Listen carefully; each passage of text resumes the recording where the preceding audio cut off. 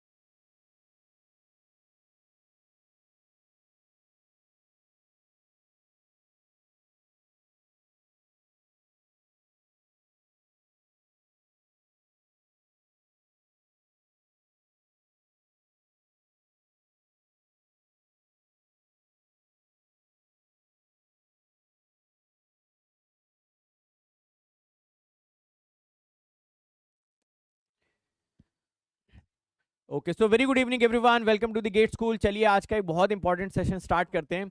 Actual में अगर देखा जाए तो जो कैलकुलस स्टार्ट होता है वो आज से ही स्टार्ट होता है, ठीक है। लिमिट से ही स्टार्ट किया जाता है, बट अगेन हम सभी लोगों ने थोड़ा बहुत ग्राफ का बेसिक्स अच्छी तरीके से सीख लिया है। तो जल्दी से सभी लोग बताओ क्या हाल चाल आप सभी लोगों का। पढ़ाई लिखाई कर रहे हो कि नहीं कर रहे हो, या आज तो भाई सैटरडे है, ठीक है, आज तो वीकेंड है। तो आज तो वीकेंड है, आज दुगने जोश से पढ़ाई करनी है। कल संडे है, कल और भी दुगने जोश से पढ़ाई करनी है। वेरी गुड इवनिंग डीके स्टैन। आज आपने कोई स्कोर नहीं बताया यार। एक्चुअली आज मैं खुद स्कोर भी नहीं देख पाया क्योंकि मैं भी थोड़ा बिजी था। Okay perfect. तो मेरे ख्याल से आप सभी लोगों ने ग्राफ से थोड़ी बहुत दोस्ती यारी बना ली होगी, थोड़ी बहुत प्रैक्टिस कर ली होगी। मोस्टली जितने डिस्कशंस कल हुए थे बहुत ही बिलो बेसिक लेवल के डिस्कशंस थे। एक बार जस्ट आपने गो थ्रू करा होगा तो आपको मजा हो गया। बहुत सारे लोग 7 डेज फ्री ट्रायल के मजे ले रहे हैं। भाई कंप्लीट कर लो 7 दिनों में। बहुत अच्छी अच्छी चीजें आपकी पढ़ी हुई है अकेडमी प्लस पे, अच्छे अच्छे टीचर्स का बहुत ही एक्सेप्शनल मटेरियल पड़ा हुआ है, ठीक है। चलो परफेक्ट, तो फटाफट सभी लोग आ जाओ, शुरू शुरू कर देते हैं आज का सेशन। एक्चुअली यार आज आज का जो दिन है ना वो काफ़ी इंपॉर्टेंट है मैथमेटिक्स के लिहाज से, क्योंकि आज के डिस्कशन में हम एक ऐसी चीज़ पढ़ने जा रहे हैं जो कहीं ना कहीं आप देखोगे ना पूरे डिफरेंशियल कैलकुलस में आपको काम आती जाएगी, ठीक है। तो पूरे डिफरेंशियल कैलकुलस में काम आती जाएगी। चलो फिर शुरू किया जाए आज का सेशन। जल्दी से लिखो चैट बॉक्स में नोट्स के बारे में। भाई टेलीग्राम का लिंक आप ले सकते हो। टेलीग्राम के लिंक का जो यूआरएल है वो सेशन के लास्ट में मैं आपको बता दूंगा, ठीक है। अदरवाइज आप इस क्लास के बाद आना, इसके डिस्क्रिप्शन को पढ़ना, डिस्क्रिप्शन में आपको उसका लिंक मिल जाएगा। आप सिंपली क्लिक करके उस टेलीग्राम चैनल को ज्वाइन कर लें, वहां पे आपको मिल जाएगा मटेरियल। ओके चलो परफेक्ट। चलिए ज़रा तो अब शुरू कर देते हैं आज का सेशन। सब्जेक्ट का नाम याद ही होगा आप लोगों को, इंजीनियरिंग मैथमेटिक्स, ठीक है। कैलकुलस का टॉपिक हम लोग पढ़ने वाले हैं और आज हम लोग लिमिट स्टार्ट करने वाले हैं। ओवरऑल ये हमारे कैलकुलस का है लेक्चर नंबर 2, ठीक है। आज मैंने ये स्लाइड चेंजर में नई बैटरी भी डलवा ली है तो थोड़ा सा कम टाइम लगेगा हमको स्लाइड्स वगैरह चेंज करने में। Thank you so much, thank you so much Danish. तो let me introduce myself, my name is Vishal Soni. I have clear DSC examination 2 times. 2014 में 98 रैंक थी, 2015 में 25th रैंक थी। बहुत सारे पीएसयूज क्वालिफाई किए हैं। 9+ ईयर्स ऑफ टीचिंग एक्सपीरियंस है। Mentored more than 1 lakh students. And academy plus पे one of the highest watched educators legend category. And बहुत सारे बच्चे पढ़ के अंडर 100 रैंक ला चुके हैं। तो आपको भी लाना पड़ेगा, ये आपको मुझसे वादा करना पड़ेगा। अंडर 100 ना से एक जीरो और बढ़ा लो, 1000 के अंदर भी लेके आओगे तो मुझे बड़ी खुशी होगी, ठीक है। उसके अलावा अनअकैडमी आप सभी लोगों को एक रिवोल्यूशनरी ऑफर दे रहा है भाई। अनअकैडमी का कोई भी सब्सक्रिप्शन खरीदो, ठीक है। आपको हार्ड कॉपी सारे के सारे 11 से 12 नोट्स आप लोगों को मिलेंगे, हार्ड कॉपी मिलेगी। एंड पीवाईक्यू की भी हार्ड कॉपी 20 दिनों के अंदर अंदर आपके घर पहुंचा दी जाएगी। 20 दिन का टाइम इसलिए लिया जा रहा है क्योंकि बहुत सारे लोग ऑर्डर करते हैं जब ऐसा कोई ऑफर आता है, ठीक है। तो ये एक बड़ी अच्छी अपॉर्चुनिटी। आप लोग प्लस पे आ सकते हो और प्लस पे पढ़ भी सकते हो। कोड आप लोगों को पता ही है यार, आपको जस्ट ये कोड लगाना है और अनअकैडमी प्लस पे एंटर कर लेना है, ठीक है। बाकी यार फिर आप मेरे ऊपर छोड़ दो और अपनी मेहनत पे थोड़ा सा ट्रस्ट करो। प्रोसेसेस ऑलरेडी बिल्डअप है, उनको जस्ट आप फॉलो करते जाइए, ठीक है। और प्लस के फीचर्स में क्विकली आपको बता देता हूँ, आप रेज द हैंड करके बातचीत कर सकते हो। इनफैक्ट प्लस की क्लास में जिन लोगों के पास फ्री ट्रायल है ना, वो जाके एक बार देखना। कभी कभी क्या होता है कि जैसे मैंने कोई टॉपिक समझाया, थोड़ी देर बाद कोई बोलता है कि सर ये टॉपिक हमको समझ में नहीं आया, तो जो बच्चे पढ़ रहे होते हैं ना, उन्हीं में से मैं किसी को बोलता हूँ कि आप वॉइस कॉल पे आ जाओ, सामने वाले को समझा दो। तो बड़ा अच्छा एक इंटरेक्शन हम लोगों का वहाँ पे हो जाता है। तो क्लास में हैंड आउट्स तो हम लोग लेते ही लेते हैं, क्लास में पोल्स आप लोग स्पेशल क्लास में देख ही चुके हो, डेली प्रैक्टिस प्रॉब्लम्स मिलती है, अलग टाइप के एजुकेटर की कम्युनिटी मिल जाती है, ठीक है। लाइव आप अपने घर में पढ़ सकते हो, स्टडी मटेरियल अब देखो पूरा पीडीएफ में नहीं, हार्ड कॉपी में मिल जा रहा है, सारे कोर्सेज का अनलिमिटेड एक्सेस। और भाई टीचर्स का तो क्या ही कहना है, टॉप क्लास सारे के सारे एजुकेटर्स यहाँ पे प्रेजेंट है, ठीक है। नए बैचेस भी आपके 12 मई से स्टार्ट हो रहे हैं, तो अच्छा मौका है, आप प्लस पे आ सकते हो। सभी लोग एक बार लिखो कि जो ग्राफ है, सर ग्राफ में हम सभी लोग कंफर्टेबल हैं, ठीक है। फिर से वॉल्यूम की दिक्कत आने लगी, भाई सही तो करवा दिया था, ठीक है। दिक्कत आ रही क्या वॉल्यूम की? चलो एक बार मैं फिर से टीम से बोलता हूँ, यार ये क्या प्रॉब्लम है वॉल्यूम वाली, ओके। चलो होगा भाई, कोई दूसरे ग्रह से कुछ कंट्रोल कर रहा होगा। परफेक्ट, चलो तो अब शुरू कर देते हैं आज का टॉपिक। कॉपी पेन लेके भाई सभी लोग रेडी हो जाओ। फुल फोकस से आपको सिर्फ मेरी बात को सुनना है, फुल फोकस से आपको सिर्फ और सिर्फ मेरी बातों को सुनना है, और कोशिश ये करनी कि जो मैं बता रहा हूँ उसको इंप्लीमेंट कैसे करना है, समझ गया ना। तो पक्का ये हम लोगों के बीच में ट्रीट ही रहेगी कि जब मैं ये बोलूंगा कि हाँ भाई मेरी बात सुननी है, तो आप आपस में बात नहीं करेंगे, सिर्फ और सिर्फ मेरी बातों पे फोकस करेंगे। चलिए शुरू करते हैं। तो चैप्टर का नाम है लिमिट्स।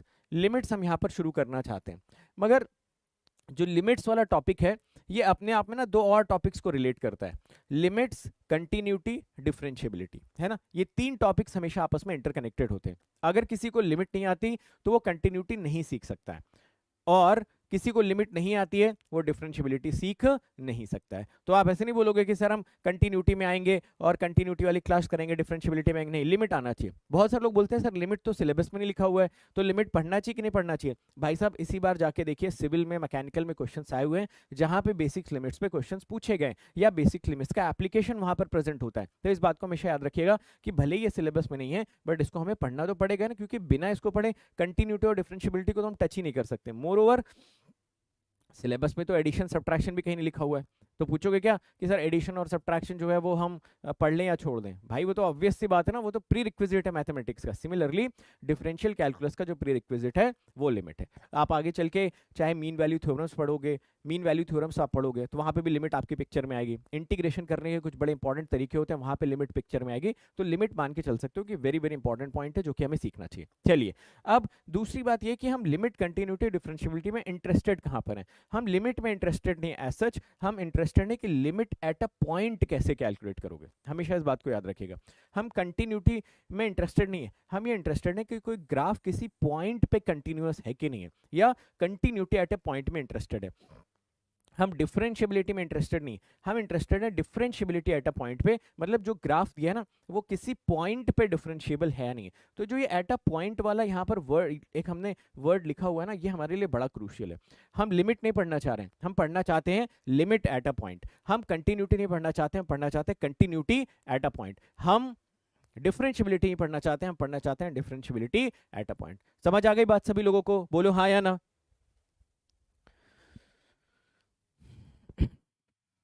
क्लियर है ये बात सभी को? आइए जरा चर्चा को आगे बढ़ाते हैं और कुछ इंपॉर्टेंट कंसेप्ट्स का हम लोग डिस्कशन करना स्टार्ट करते हैं। बहुत मजा आएगा ये इंपॉर्टेंट कंसेप्ट्स आपको पढ़ने में, ठीक है। इसीलिए मैंने इसको टाइप नहीं करवाया, क्योंकि अगर मैं इसको टाइप करवा देता तो ये इंपॉर्टेंट रह नहीं जाता, ठीक है। तो मैंने यहाँ पर देखो क्या लिखा हुआ है, डिटरमिनेट फॉर्म। क्या लिखा हुआ है जरा पढ़ना। क्या मैंने यहाँ पर डिटरमिनेट वैल्यू लिखी है? क्या नहीं, मैंने यहाँ पर लिखा हुआ डिटरमिनेट फॉर्म। जब भी आप बात करते हो ना डिटरमिनेट फॉर्म, तो डिटरमिनेट फॉर्म का मतलब होता है कि हमें एक रेशियो दिया जाएगा। रेशियो का मतलब हो गया नंबर बाय नंबर, और आपको बताना रहेगा कि वो रेशियो डिटरमिनेट फॉर्म का है, इनडिटरमिनेट फॉर्म का है, या अनडिफाइंड फॉर्म का है। तो बेसिकली तीन तरीके के फॉर्म्स हम लोग डिस्कस करना चाहते हैं। एक होता है डिटरमिनेट फॉर्म, एक होता है इनडिटरमिनेट फॉर्म, और एक आपका होता है अनडिफाइंड फॉर्म। डिटरमिनेट फॉर्म में हमारे पास डेटा क्या दिया रहेगा, एग्जामिनर हमको एक रेशियो दे देगा, नंबर बाय नंबर देगा, और बोलेगा कि भाई जरा चेक करके बताओ ये फॉर्म आपका डिटरमिनेट है, इनडिटरमिनेट है, या अनडिफाइंड। तो आइए सबसे पहले डिटरमिनेट फॉर्म की बात करते हैं, ठीक है। हमको किसी ने नंबर दिया 15, हमको किसी ने नंबर दिया 15/3, ठीक है, और हमसे पूछ रहा है कि भाई ये जो 15/3 है इसको आपको बताना है कि ये है क्या, है ना, ये डिटर्मिनेट फॉर्म है, इनडिटर्मिनेट है या अनडिफाइंड है। तो हमने देखो सबसे पहले क्या करा, हमने 15/3 को एक नंबर से असाइन कर दिया। इस इक्वेशन को अगर हम सॉल्व करें, इस इक्वेशन को अगर हम सॉल्व करें तो हमें मिल जाएगा 15 इज इक्वल टू 3x। मुझे आप बता सकते हैं x की मैं ऐसी कौन सी वैल्यू ले लूं सो दैट LHS और RHS को मैं सेटिस्फाई करवा पाऊं। आप बोलोगे सर एक ही सिंगल वैल्यू x की आप ले लीजिए, x इक्वल टू 5, काम बन जाएगा। चलिए, तो हमने जैसे यहाँ पर x की एक सिंगल वैल्यू चूज करी, x इक्वल टू 5, हमने बोला x इक्वल टू 5 लेते ही LHS इक्वल टू RHS आपको मिल गया। मतलब कि ये जो 15/3 का रेशियो था ना, 15/3 के रेशियो को जो हमने सॉल्व किया, हमने उसको x माना, x मानने के बाद जो हमने सॉल्व किया तो हमने पाया x की एक सिंगल वैल्यू के लिए ही ये LHS और RHS बराबर हो गए। जब भी किसी x की सिंगल वैल्यू के लिए LHS और RHS बराबर हो जाते हैं तो ये जो फॉर्म आपको दिया रहता है इसको बोला जाता है डिटरमिनेट फॉर्म। ठीक है, बात ये सबको अच्छी तरीके से समझ में आई। तो किसी भी रेशियो को डिटरमिनेट फॉर्म कब बोलोगे, जब हम उसको x माने और ये पाएं कि भाई x की एक सिंगल वैल्यू के लिए वो LHS और RHS को बराबर कर पा रहा है। आराम से समझो, कोई भी दिक्कत हो तो मुझसे पूछो, ठीक है।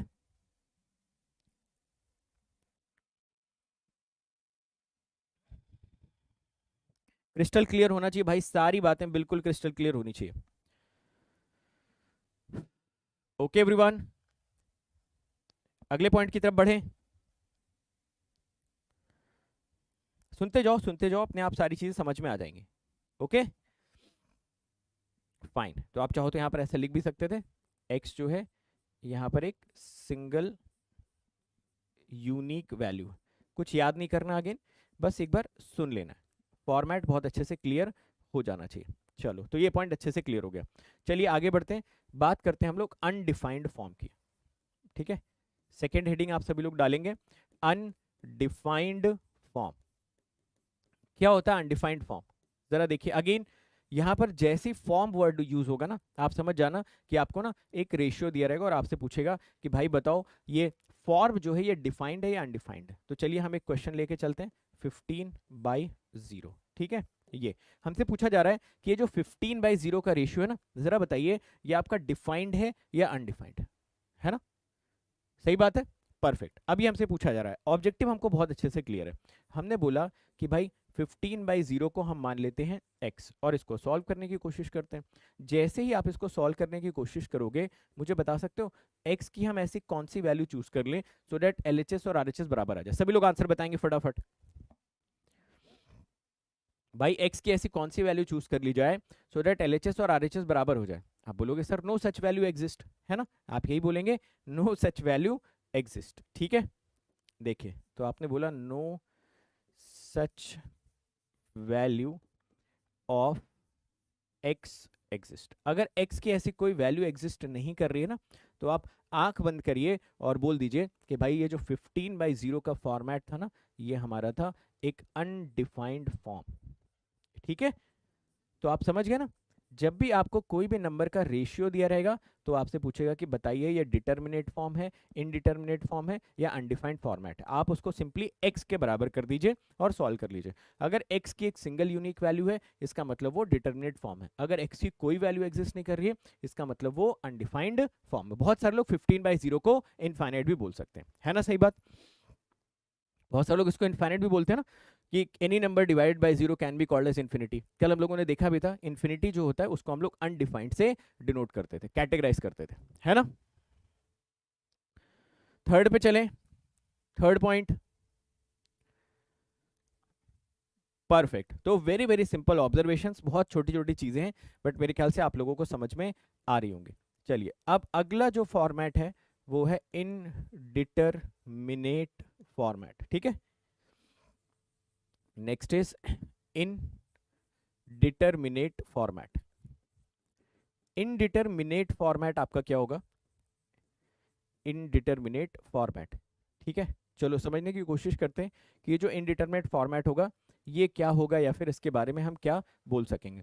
मान के चलिए कि आपको कोई नंबर यहाँ पर मेंशन कर रखा है 0/n, 0, ठीक है। और आपसे पूछा जा रहा है कि बताओ इस फॉर्मेट को क्या बोलोगे। रेशियो दे रखा है तो इसको डिटरमिनेट बोला जाएगा, अनडिफाइंड बोला जाएगा या इनडिटरमिनेट बोला जाएगा, क्या बोला जाएगा? आइए चेक करने की कोशिश करते हैं। देखिए जरा यहाँ पर हमको फिर से आइडिया तो पता ही है, हमने 0/0 को मान लिया x, इसको सॉल्व करने की कोशिश करी तो हमें मिला 0 is equal to 0 into x. आप मुझे बता सकते हैं यहाँ पर x की मैं ऐसी कौन सी वैल्यू पुट कर दूं सो दैट आपका LHS और RHS बराबर आ जाए? सभी लोग चेक करके बताएंगे। यहाँ पर मैं x की ऐसी कौन सी वैल्यू पुट कर दूं सो दैट यहाँ पर LHS और RHS बराबर आ जाए? तो आप बोलोगे कि सर यहाँ पर तो आप x की कोई सी भी वैल्यू पुट कर दो, 1 पुट कर दो, 2 पुट कर दो, 3, 1.1, 2.1, जो मर्जी है वो वैल्यू पुट कर दो, LHS और RHS हमेशा बराबर हो जाएंगे। तो आप बोल सकते थे कि all real values of x satisfies LHS equal to RHS, है ना। तो जब भी आपके पास कोई ऐसा रेशियो दिया हो ना, जिस रेशियो को अगर आप x से इक्वेट करें और दुनिया की सारी रियल वैल्यूज अगर उसको सेटिस्फाई कर दे, सारी real values, infinite possible of values उसको सेटिस्फाई कर दे, तो ऐसे रेशियोज को बोला जाता है इनडिटरमिनेट फॉर्म, ठीक है। तो आप जल्दी से मुझे चैट बॉक्स में सभी लोग तसल्ली से लिख के बताइए कि अगर आज के बाद मैं आपको किन्हीं भी 2 नंबर का रेशियो देता हूं तो आप उनको कितने फॉर्म्स में कैटेगराइज कर सकते हैं? बताइए जरा, सबको लिख के बताना यार, ठीक है। सभी को लिख के बताना है आप उसको कितने फॉर्म्स में कैटेगराइज कर सकते हैं। 3 फॉर्मेट्स में हमेशा कैटेगराइज कर सकते हैं। कौन कौन सा 3 फॉर्मेट्स है? सबसे पहला, या तो हो सकता है कि उस रेशियो को आप x के बराबर करो, x की एक सिंगल यूनिक वैल्यू निकल जाए, जिसको क्या आप बोल सकते थे? Determinate format. हो सकता है कि आप उसको x के बराबर करें और x की कोई वैल्यू ना निकले, आप उसको बोल सकते थे अनडिफाइंड फॉर्मेट। हो सकता है कि आप उसको x के बराबर करते और x दुनिया की जितनी x रियल वैल्यूज हैं x की, वो उनको सेटिस्फाई कर जाती, तो आप बोलते कि भाई ये मेरा इनडिटरमिनेट फॉर्मेट है। तो ये नाम क्लियर हो गए। ज्यादातर हमारा सामना इनडिटरमिनेट फॉर्मेट से होगा रादर देन, ज्यादातर हमारा सामना इनडिटरमिनेट फॉर्मेट या फॉर्म से होगा रादर देन अनडिफाइंड और डिटरमिनेट फॉर्मेट, ठीक है। तो ये फॉर्मेट का मतलब आपको समझ में आना चाहिए कि इसका बेसिक मतलब क्या है, ठीक है। क्लियर है सभी को? बोलो भाई साहब। परफेक्ट, चलो तो 3 इंपॉर्टेंट पॉइंट्स मैंने आपको बता दिए। एक दो कुछ इंपॉर्टेंट बातें मैं आप लोगों को और बता देता हूँ। जैसे अगर मुझसे कोई पूछता है कि जीरो क्या होता है, व्हाट इज जीरो, ठीक है। अब यार जीरो तो अपने आप में बहुत बड़ी डिबेट है, बट हम लोग छोटे लोग हैं तो आसानी से सिंपल भाषा में इसको डिफाइन करते हैं। जीरो का मतलब होता है लीस्ट नॉन नेगेटिव नंबर, है ना। तो जीरो को अगर हमसे आज के बाद कोई पूछता है कि क्या है, तो हम उसको बता देंगे कि लीस्ट नॉन नेगेटिव नंबर है। करेक्ट। चलो, अब कई लोग इसमें अध्यात्म में चले जाएंगे, सर जीरो का मतलब तो शून्य होता है, शून्य का मतलब समझाइए। तो वो किसी और दिन किसी पर्सनल, अपने पर्सनल चैनल पे इसके बारे में चर्चा करेंगे। ये बहुत बड़ा पॉइंट है, इस पे तो यार पूरी की पूरी जिंदगी का मैं बात करने के लिए। खैर चलिए, ये बात तो क्लियर है। उसके अलावा अगला जो कंसेप्ट है इन्फिनिटी का, तो हम लोग 2 अलग अलग कंसेप्ट डिस्कस करना चाहते हैं, concept of zero and concept of infinity. भाई अगर किसी का टैलेंट जीरो होना है ना, तो बहुत एक्सेप्शनल टैलेंट, एक्सेप्शनल टैलेंट अगर आप भी बोलते हो सर मैं जीरो हूँ, जीरो का मतलब शून्य हूँ। शून्य अपने आप में एक ऐसी अवस्था होती है जिसको पाने के लिए भाई पूरी की पूरी जिंदगी निकल जाती है, ठीक है। तो आगे से ये सोच समझ के बोलना कि मेरा टैलेंट जीरो होना है। हर आदमी जीरो होना चाहता है, समझ गए। चाहे वो कितना भी अमीर आदमी हो, कितना भी गरीब आदमी हो, हर कोई शून्य की अवस्था को प्राप्त करना चाहता है। ओके, समझ गए मेरी बात को? चलिए, तो कंसेप्ट ऑफ जीरो समझ में आ गया। अब आते हैं कंसेप्ट ऑफ इन्फिनिटी के ऊपर। कंसेप्ट ऑफ इन्फिनिटी का मतलब होता है symbolic representation of undefined number, है ना। अनडिफाइंड नंबर को अगर हमें सिंबॉलिक रिप्रेजेंटेशन करना होता है तो उसको इन्फिनिटी से रिप्रेजेंट कर दिया जाता है, ठीक है। जैसे आप पूछोगे कि सर आपके बैंक बैलेंस में कितने पैसे हैं, तो मैं बोलूंगा कि भाई याद तो नहीं है, हाँ सिंबॉलिकली इनफाइनाइट बोल सकते हो, है ना। और मैं पूछूंगा आपके बैंक अकाउंट में कितने पैसे हैं, तो आप बोलोगे लीस्ट नॉन नेगेटिव नंबर, ठीक है। क्लियर है ये बात? बिल्कुल सही बात है।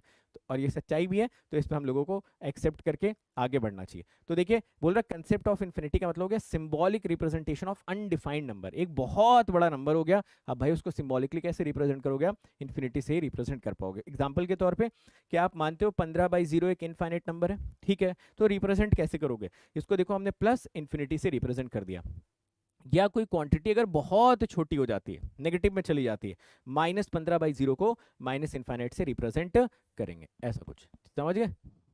देखिए, तो दोनों बातें समझ में आ गई सभी को। तो इन्फिनिटी कोई नंबर नहीं है, ये एक सिंबॉलिक रिप्रेजेंटेशन है। ठीक है। अगर मैं आपसे पूछूं इन्फिनिटी प्लस इन्फिनिटी कितना हो जाएगा, तो बताओ क्या आप इसको टू इन्फिनिटी लिखोगे या फिर आप बोलोगे सर ये तो इन्फिनिटी ही हो जाएगा ना, है ना। यानी कि जो आपका इनफाइनाइट होता है वो एल्जेब्रिक रूल्स को फॉलो नहीं करता है ना। जो आपका इन्फिनिटी होता है वो आपके एल्जेब्रिक रूल्स को फॉलो नहीं करता है। अगर आप इन्फिनिटी प्लस इन्फिनिटी करोगे तो भी इन्फिनिटी आएगा। इन्फिनिटी को इन्फिनिटी से मल्टीप्लाई करके कोई इन्फिनिटी स्क्वायर थोड़ी लिखता है, इन्फिनिटी इंटू इन्फिनिटी को मल्टीप्लाई करके आप इनफाइनाइट ही लिखते हो, समझ गए। तो जो या इनफाइनाइट माइनस इनफाइनाइट को कोई जीरो थोड़ी लिखेगा, क्योंकि हमें पता ही नहीं ये वाला इनफाइनाइट कहाँ से आ रहा है और ये वाला इनफाइनाइट कहाँ से आ रहा है। तो अगला पॉइंट हमारा यही है कि infinity does not follow the algebraic rules. जैसे कि आपको मैं कुछ एग्जांपल्स भी दिखाता हूँ, देखिए यहाँ पे। जैसे मान लो 1 2 3 4 5 6 से लेके इन्फिनिटी तक अगर आप जोड़ोगे तो ये नंबर कितना मिल जाएगा, इनफाइनाइट मिल जाएगा, ठीक है। ये इनफाइनाइट मिलेगा। 1 स्क्वायर 2 स्क्वायर 3 स्क्वायर 4 स्क्वायर को आप जोड़ोगे तो ये भी इनफाइनाइट मिलेगा। बट इस नंबर की वैल्यू उस नंबर की वैल्यू में तो फर्क होगा ना, ये कुछ और वैल्यू आएगी, ये कुछ और वैल्यू आएगी। तो यही आपसे पूछा जा रहा है कि सपोज आप मुझे बताइए कि अगर मैं इन्फिनिटी में से इन्फिनिटी को घटाऊंगा तो क्या मुझे जीरो मिल जाएगा? नहीं भाई, हमें क्या पता ये इन्फिनिटी कहाँ से आ रहा है, ये कहाँ से आ रहा है। या इन्फिनिटी प्लस इन्फिनिटी को जोड़ोगे तो टू इन्फिनिटी थोड़ी मिलेगा, वो इन्फाइनाइट ही मिल जाएगा। तो कहने का मतलब है कि आपका जो इन्फिनिटी होता है it does not follow algebraic rules, है ना। करेक्ट, आ रही बात समझ में? ठीक है, तो एक बार जल्दी से समराइज कर ले क्या क्या सीखा यहाँ पर, यहाँ तक हम लोगों ने। बोलो भाई साहब, चलो जल्दी से समराइज कर लेते हैं क्या क्या हम लोगों ने सीखा। सबसे पहले हम लोगों ने बात करी, आज का जो चैप्टर है उसमें हम लिमिट, कंटिन्यूटी, डिफरेंशियबिलिटी का बेसिक पढ़ने जा रहे हैं, जिसमें सबसे पहला पॉइंट हमने लिमिट उठाया। हम हमेशा इंटरेस्टेड रहेंगे limit at a point, continuity at a point and differentiability eight a point. Eight a point पे मेरा बड़ा ज्यादा फोकस रहने वाला है। उसके बाद हमने ये सीखा कि किसी भी प्रकार के रेशियो को कितने फॉर्मेट्स में डिवाइड किया जा सकता है। किसी भी प्रकार के रेशियो को हम डिवाइड कर सकते हैं 3 फॉर्मेट्स में। एक आपका इंडिटरमिनेट फॉर्मेट हो गया, एक आपका अनडिफाइंड हो गया, एक आपका डिटरमिनेट फॉर्मेट हो गया। साथ के साथ हमने ये सीखा कि भाई जीरो को आप बोल सकते हो least non negative number, infinity सबसे बड़ा नंबर हो जाता है, उसको सिंबॉलिकली रिप्रेजेंट करता है, infinity does not follow the algebraic rules. इतनी बात हमारे दिमाग के किसी न किसी कोने में होनी चाहिए। अब आइए हम अपना पूरा का पूरा फोकस शिफ्ट करते हैं इनडिटरमिनेट फॉर्मेट्स के ऊपर। दुनिया में कितने इनडिटरमिनेट फॉर्मेट एग्जिस्ट करते हैं? अगर आप मुझसे पूछोगे कि सर दुनिया में कितने इनडिटरमिनेट फॉर्मेट्स एग्जिस्ट करते हैं, तो मैं बोलूंगा वैसे तो 7 करते हैं, बट 7 दूना आप 14 भी कर सकते हो। जैसे कि अगर कोई नंबर 0/0 है ना, या -0/0 है, आप बोल सकते हो कि this is a indeterminate format. अगर कोई नंबर इन्फिनिटी बाय इन्फिनिटी है या -∞/∞ है, इसको आप बोल सकते हो इनडिटरमिनेट फॉर्मेट। अगर आपने जीरो को इन्फिनिटी से मल्टीप्लाई कर दिया या बेसिकली माइनस लगा दिया तो ये भी आपका एक इनडिटरमिनेट फॉर्मेट है। अगर आपने इन्फिनिटी में से इन्फिनिटी को घटा दिया या -∞ प्लस इन्फिनिटी कर दिया, बेसिकली ये बीच में आप प्लस माइनस कुछ भी लगा सकते हो, सॉरी प्लस माइनस नहीं, बीच में डिफरेंस का साइन हमेशा होना चाहिए, तो वो आपका इनडिटरमिनेट फॉर्मेट कहलाएगा। समझ गया मेरी बात को? ठीक है। उसके अलावा ये पांचवा मैं आपको याद भी करवा देता हूँ, ठीक है। अभी इसी वक्त मैं आपको तुरंत याद करवा देता हूँ, ठीक है। एंड 1 की पावर जो इन्फिनिटी होता है, this is also an indeterminate format. अब 1 की पावर इन्फिनिटी को आप 1 की पावर माइनस इन्फिनिटी भी लिखोगे, it will remain the indeterminate format. 0 की पावर 0, इन्फिनिटी की पावर 0, ये भी आपका इनडिटरमिनेट फॉर्मेट होता है, ठीक है ना। तो मैं आपको याद करवाता हूँ, अभी इसी वक्त क्लास में हम लोग इसको याद कर लेते हैं, ठीक है। सबसे पहले देखिए, क्या इधर वाले जो लिखे हुए हैं इनको याद करने में कभी भी कोई दिक्कत आने वाली नहीं। 0/0, infinity by infinity, 0 into infinity, कहीं ना कहीं ये तीनों सेम ही चीजों को रिप्रेजेंट कर रहे हैं। अगर आप देखें तो 0/0, इन्फिनिटी बाय इन्फिनिटी, इसी इन्फिनिटी बाय इन्फिनिटी को अगर इस वाले इन्फिनिटी को मैं लिख दूं 1/0 और नीचे वाले इन्फिनिटी को लिख दूं 1/0, तो ये देखो आपका 0/0 का फॉर्मेट बन गया, है ना। सही बात है, एब्सोल्युटली। तो ये अपने आप 0/0 का फॉर्मेट यहाँ पर बन गया। यहाँ पर भी अगर आप देखो इस वाली इन्फिनिटी को आप 1/0 कर दो तो 0/0 का फॉर्मेट बन गया, यानी कि पहला दूसरा तीसरा इवेंचुअली 0/0 का ही फॉर्मेट बना के दे रहा है। तो 0/0, इन्फिनिटी बाय इन्फिनिटी या 0 इंटू इन्फिनिटी। चौथा वाला बहुत सिंपल है, दो इन्फिनिटीज को आपस में सबट्रैक्ट कर दो, ठीक है। 1 की पावर इन्फिनिटी बड़ा एक इंपॉर्टेंट टर्म होता है। 1 की पावर इन्फिनिटी याद करने में जनरली हमको कोई प्रॉब्लम नहीं होती है ना, 1 की पावर इन्फिनिटी याद करने में प्रॉब्लम नहीं होती। छठवां सातवां हमेशा भूल जाता है, छठवां सातवां आज के बाद नहीं भूलेगा। हालांकि मैं लीनियर अलजेब्रा में भी आपको समझा चुका हूँ, फिर से याद दिलाता हूँ। मुझे बताइए किसी भी संख्या p की पावर अगर मैं 0 कर दूं तो आपको वैल्यू क्या मिलेगी? कोई भी नंबर आप ले लीजिए, उसकी पावर 0 कर दीजिए, फटाफट चैट बॉक्स में बताओ आपको क्या लगता है कि उसकी वैल्यू कितनी मिलनी चाहिए आपको। बोलो भाई साहब।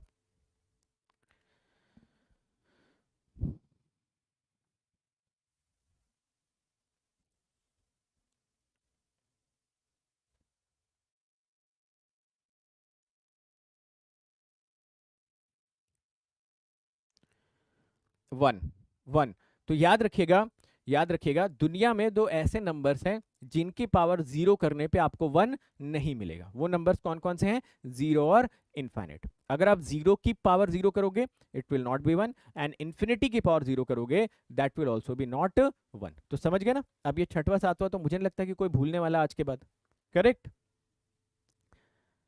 ठीक है, तो ये सातों फॉर्मेट ना अगली स्लाइड पे मैं लिखने जा रहा हूँ बोर्ड पे, आप भी मेरे साथ साथ लिखिए। ठीक है, ये देखिए इसका काउंटर पार्ट भी मैंने लिखा हुआ है। अब काउंटर पार्ट बहुत ऑब्वियस है, ये प्लस था तो आपने यहाँ माइनस कर दिया, यहाँ माइनस एक्स्ट्रा लगा दिया, यहाँ पर एक एक्स्ट्रा माइनस लगा दिया, इसमें माइनस से मल्टीप्लाई कर दिया। ये वन की पावर इन्फिनिटी थी तो आपने वन की पावर माइनस इन्फिनिटी बोल दिया। ये जीरो की पावर जीरो थी तो आपने जीरो की पावर माइनस जीरो बोल दिया। ये इन्फिनिटी की पावर जीरो थी तो इन्फिनिटी की पावर माइनस जीरो। ये जस्ट मैंने एक अदर कॉम्पोनेंट भी जनरेट कर दिया है, इसको भी इंडिटरमिनेट फॉर्मेट ही बोला जाएगा।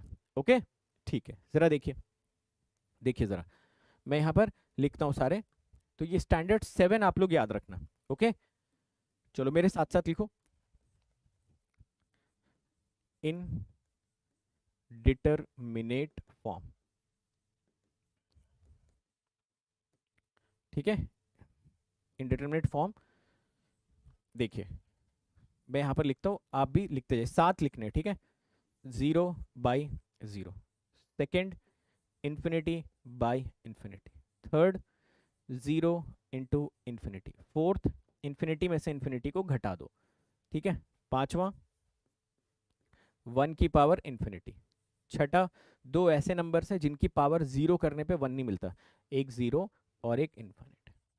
ठीक है, नोट करिए सभी लोग। फिर उसके बाद आपको बताता हूं कि कैसे ये जो सारे के सारे फॉर्मेट्स हैं ना, इवेंचुअली ये सारे के सारे 0/0 में कन्वर्ट हो जाएंगे। हम आज की डेट में इस बात से कन्विंस हैं कि भाई ये जो 0/0 फॉर्मेट है ये एक इनडिटरमिनेट फॉर्मेट है ना। इसके बारे में हम डेफिनेशन में समझ चुके हैं, बट हमको ये नहीं समझ में आ रहा है कि हम इन्फिनिटी बाय इन्फिनिटी को, 0 इंटू इन्फिनिटी को, इसको, इन सबको इनडिटरमिनेट फॉर्मेट क्यों बोल रहे हैं। इसकी भी आइए 1 मिनट के अंदर अंदर चर्चा कर लेते हैं। मैक्सिमम 1 मिनट का टाइम लगेगा और 1 मिनट में हम ये चीज़ कहीं ना कहीं डिकोड कर लेंगे कि भाई हाँ, ऐसा क्यों हो रहा है। सब बता रहा हूं 1 की पावर इन्फिनिटी कैसे होगा। अरे सुनते रहो भाई, सुनते रहो। तुम लोगों को भी लग रहा है वही वाला डोज देना पड़ेगा जो प्लस वाली क्लास में दिया था।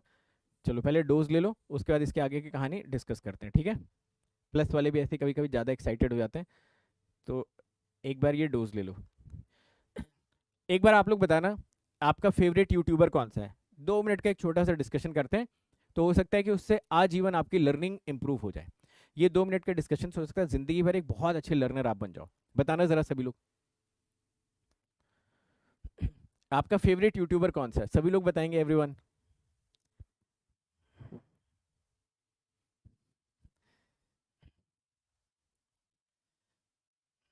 चलिए मान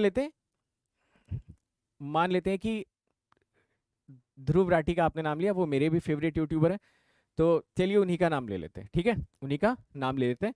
तो जरा ध्यान से अब 2 मिनट तक मेरी बात को सुन लेना भाई। ठीक है, उसके बाद इसके डिस्कशन को आगे बढ़, जो भी नाम आप ले रहे हो, जो भी, Carry Minati, Ashish Chanchlani, flying beast, whatever, आप अपने दिमाग में उसी की छवि बना के रखना। ठीक है, उसी की छवि बना के रखना। मैं क्या आपको बताने जा रहा हूँ, देखिएगा, मेरी बात को ध्यान से सुनिएगा।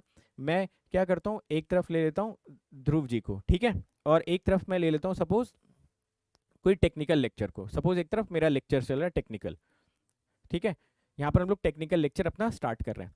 अब मेरी बात को ध्यान से सुनिएगा, जब भी ध्रुव राठी का या कैरी बिनाटी का या जो भी आपको आपके पसंदीदा यूट्यूबर हैं, जैसे ही उनका नोटिफिकेशन आता होगा या आप उनकी वीडियो देखना शुरू करते होगे, ठीक है, जैसे ही वीडियो स्टार्ट हुई, वीडियो स्टार्ट होते ही ना आपके अंदर एक बड़ी इंपॉर्टेंट हैबिट डेवलप हो जाती है, और वो हैबिट होती है कि आप उसको सुनना स्टार्ट करते हो।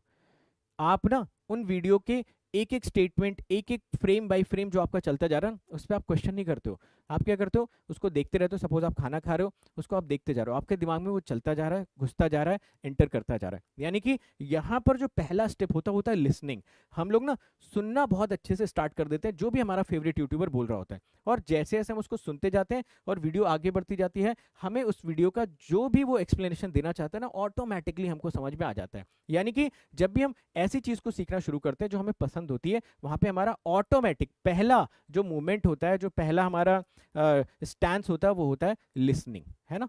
आप सुनने लगते हो उसको। आप अंकित अवस्थी सर की वीडियो देखते होगे, प्रशांत धवन सर की वीडियो देखते होगे, आप सुनते होगे उसको ऑटोमेटिकली, आपके दिमाग में वो चीज़ जाती होगी। आप ये नहीं बोलते होगे कि अच्छा अगर ऐसा हो जाए तो कैसा होगा, कैरी ने इस डायलॉग की जगह वो डायलॉग बोल दिया होता तो हमें कैसा लगता है, ये आप ऐसा नहीं सोचते हो। यानी कि किसी भी चीज़ को सीखने का सबसे पहला स्टेप होता है सुनना। Listening is the very first step of learning, जो कि हमारा ऑटोमेटिक बिहेवियर होता है जब हम यहाँ पर अपना टाइम इन्वेस्ट करते हैं। जो हम कोई टेक्निकल सब्जेक्ट पढ़ते हैं, कोई एनपीटेल पे लेक्चर आप पढ़ रहे हो, किसी और चीज़ पे आप कुछ करने की कोशिश कर रहे हो, तो वहां पर क्या होता है, सबसे पहला स्टेप हमारा होता है क्वेश्चन। यहाँ पर देखो ऑटोमेटिक मैं बता रहा हूँ, ठीक है, ये मैं नहीं बोल रहा हूँ कि आप जानबूझ के करते हो, ये ऑटोमेटिक ऑटोमेटिक होता है। यहाँ पर आप सुनना स्टार्ट करते हो, ठीक है, यहाँ पर आपका लिसनिंग पहला होता है और यहाँ पर होता है क्वेश्चनिंग, है ना। कोई टॉपिक मैंने बताया, इतना मैंने लिखा, तो कोई पूछ रहा है 0 की पावर इन्फिनिटी हो जाए तो क्या होगा, ये हम कैसे मान लें इंडिटरमिनेट हो जाएगा, हम तो मान ही नहीं रहे। फॉर्म की स्पेलिंग ऐसी क्यों लिखी गई, एफ को एफ ही क्यों लिखा जाता है। जब भी आप किसी चीज़ को सीखने की शुरुआत क्वेश्चनिंग से करते हो, आपकी लर्निंग हमेशा हैम्पर होगी, आप उतने अच्छी तरीके से कभी सीख नहीं पाओगे। तो लर्निंग का जो सबसे पहला स्टेप होना चाहिए वो होना चाहिए सुनना। अगर आप सिर्फ और सिर्फ सुनने की आदत डाल लेते हो कि क्या सामने वाला बताना चाह रहा है, चलिए इसकी बात को सुनते हैं 1-1.5 घंटे तक, तो आप पाओगे कि by the end of the session ये क्वेश्चनिंग ऑटोमेटिकली आपकी डिलीट हो जाएगी। एट द सेम टाइम आपकी लर्निंग हमेशा नेक्स्ट लेवल पे रहेगी। तो आज के बाद जिंदगी में आपको कुछ भी नई स्किल सीखनी है, एक अच्छे टीचर को फॉलो करिए, एक अच्छे मेंटोर को फॉलो करिए और उसको सुनिए बैठ के। सुनना is the first step of learning. याद रखोगे इस बात को आज के बाद, भूलोगे तो नहीं, बताइए जरा सभी लोग। ये इंसान का ना ऑटोमेटिक बिहेवियर होता है, ऑटोमेटिक बिहेवियर होता है कि जब भी हम ऐसी चीज़ें करते हैं जो हमें पसंद होती है तो ऑटोमेटिकली हम सुनते हैं, और जब भी हम ऐसी चीज़ें करते हैं जो जनरली हमें उतनी पसंद नहीं होती हैं या उतना इंटरेस्ट नहीं होता, तो वहाँ पे हम क्वेश्चनिंग स्टार्ट करते हैं, जो कि नहीं होना चाहिए। आप सुनिए ध्यानपूर्वक, सारी बातों का इलाज यहाँ पर रखा हुआ है, समझ गए, ठीक है। तो कहीं पे भी आप पढ़ने बैठे, कोई लेक्चर करने बैठे, कुछ भी करने बैठे, या सेशन में आते हो, आने से पहले एक बार ये चीज़ याद कर लिया करो कि अच्छा सर ने बोला था सुनना बहुत इंपॉर्टेंट है, तभी सीख पाएंगे, जब सुनेंगे नहीं तो सीख ही नहीं पाएंगे, ठीक है। क्वेश्चनिंग हमेशा लास्ट पार्ट होता है, एक बार आपने सुन लिया देन क्वेश्चनिंग स्टार्ट, जो कि रहेगी नहीं ऑटोमेटिकली, ठीक है, ओके। चलिए, जैसे भगवत गीता का उपदेश दिया था भगवान श्री कृष्ण ने, तो हर एक श्लोक को पहले अर्जुन सुनते थे, समझते थे, एडॉप्ट कर लेते थे, तब उनके दिमाग में जो क्वेश्चन आता था वो पूछते थे। अब भगवान श्री कृष्ण ने श्लोक कंप्लीट ही नहीं करा, आधी लाइन बोली, अब अर्जुन अगर उसी में पूछ लेते तो ना तो भगवान श्री कृष्ण श्लोक कंप्लीट कर पाते, ना तो वो उस पर अच्छे क्वेश्चंस पूछ पाते। आप समझ रहे हैं, तो श्लोक का कंप्लीट होना बहुत जरूरी है, तो जाके उनके दिमाग में घुसेगा, तब जो क्वेश्चंस बनेंगे वो सच में जेन्युइन क्वेश्चंस होंगे, बहुत अच्छे क्वेश्चन होंगे, उसमें दोनों लोगों का फायदा होगा, मेरा भी आपका भी। हो सकता है आप ऐसा कोई क्वेश्चन पूछो जो मैं खुद आज तक नहीं सोच पाया हूँ, वो तभी आप पूछ पाओगे जब आप मेरी सारी की सारी नॉलेज अपने अंदर बिठा लोगे कि हाँ सर ये तो समझ गया, अब अगर ऐसा हो जाए तो क्या होगा। समझ गया मेरी बात को, ठीक है। चलिए अब आगे बढ़ते हैं इस बात को, और आपके दिमाग में सवाल चल रहा होगा कि सर हम ये कैसे मान लें कि ये इंडिटरमिनेट फॉर्मेट्स हैं, तो आइए जरा कन्वर्जन करके देखते हैं। ये हेडिंग सभी लोग अपनी कॉपी पे डालिए, conversion of every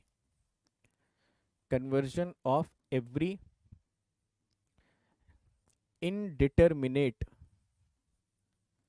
form into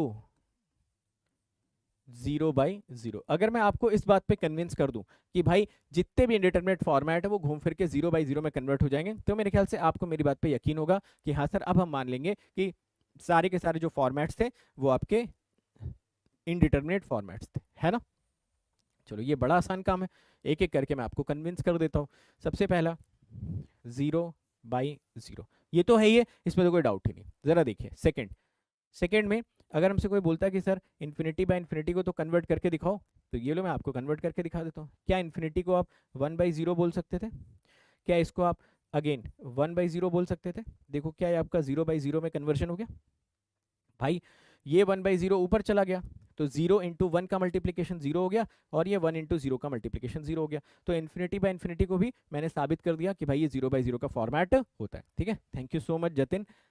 third पे देखिए, थर्ड वाले में सपोज अगर मैं ऐसा बोलता हूँ, ठीक है, कि 0 इंटू इन्फिनिटी भी 0/0 का फॉर्मेट है, तो बड़ा आसान इसको साबित करना। आप इस इन्फिनिटी को 1/0 रख लीजिए, है ना। आप इसको 2/0, 3/0, कोई भी एक फाइनाइट बाई 0 लिख सकते हो, तो ये भी आपका 0/0 में कन्वर्ट हो गया, है ना। चौथे पे आ जाओ, फोर्थ वाले पे, इन्फिनिटी माइनस इन्फिनिटी 0/0 में कैसे कन्वर्ट होगा। दो तरीके होते हैं, ठीक है। ये हम क्वेश्चन से ही सीख पाएंगे, बट अगेन मैं यहीं पर आपको बता दे रहा हूँ क्योंकि सारे मॉडल के क्वेश्चन हमको करने हैं, ठीक है। सारे मॉडल के क्वेश्चन हम करेंगे, ऐसे मॉडल के भी करेंगे। तो जनरली क्रॉस मल्टीप्लीकेशन, ठीक है, क्रॉस मल्टीप्लीकेशन से या तो फिर रैशनलाइजेशन से, ठीक है। अब इसको यहाँ पे साबित कर पाना बड़ा मुश्किल है, हमें नंबर्स चाहिए होंगे। तो अगर आप क्रॉस मल्टीप्लाई करोगे या इसको रैशनलाइज करोगे ना, तो ये दोनों ही 0/0 फॉर्मेट में कन्वर्ट हो जाएंगे। ऑब्वियसली इसके लिए हमें एक क्वेश्चन की हेल्प चाहिए होगी, बट ये दोनों चीज़ें याद रखना कि इन्फिनिटी माइनस इन्फिनिटी को भी हम 0/0 में कन्वर्ट कर लेंगे फॉर श्योर, ठीक है। याद रखोगे इस बात को, क्रॉस मल्टीप्लाई करके कभी कभार रैशनलाइज करके, जैसा भी हमारा क्वेश्चन का डेटा दिया होगा। ओके एवरीवन, 5वें पे चले, बोलो भाई साहब। ठीक है, तो ये 4 पे तो आप लोग कन्विंस हो गए। 5वें पे आइए, मैं आपको कन्विंस कर देता हूँ। फिफ्थ में बोल रहा है कि 1 की पावर इन्फिनिटी बताइए कैसे हो जाएगा। तो मैं आपको क्या बोलता हूँ कि इसको ना y मान लो। मैं बोल देता हूँ y इज इक्वल टू 1 की पावर इन्फिनिटी, दोनों साइड का log ले लें। तो मैं ln ले लेता हूँ, ln का मतलब log बेस e। मैंने ले लिया ln 1 की पावर इन्फिनिट। ये देखो यहाँ से क्या हो जाएगा, ln y। ln 1 की पावर इन्फिनिटी को क्या ऐसा लिखना सही रहेगा कि हम इन्फिनिटी को बाहर ले लें और इसको ln 1 कर लें, है ना। ये 1 की पावर इन्फिनिटी से इन्फिनिटी को मैं बाहर लेके आया। कोई मुझे ln 1 की वैल्यू बता सकता है? आप बोलोगे सर ln 1 की वैल्यू तो 0 हो जाएगी। क्या ये जो इनफाइनाइट बाई 0 है, इसको मैं 0/0 लिख लूँ तो हम सभी लोग इस बात पे अग्री करेंगे? आप बोलोगे जी सर। तो अगर मैं अपने y को वापस से देखता, विच वॉज 1 की पावर इन्फिनिटी, क्या ये आपको 0/0 का फंक्शन दिख रहा है? अगर 0/0 एक इंडिटरमिनेट फॉर्मेट है तो उसका फंक्शन भी तो इंडिटरमिनेट फॉर्मेट होना चाहिए ना भाई, बोलो, है ना। तो आपने बस ये बोला कि ठीक है 1 की पावर इन्फिनिटी डायरेक्टली 0/0 नहीं था, but it was function of 0/0, e की पावर 0/0, है ना। तो जो 5वां, 6वां और 7वां इंडिटरमिनेट फॉर्मेट है उसको आप लॉग लेके प्रूफ कर सकते हो या लॉग लेके साबित कर सकते हो कि भाई वो 0/0 का फंक्शन हो जाएगा, ठीक है। 6 पे चले,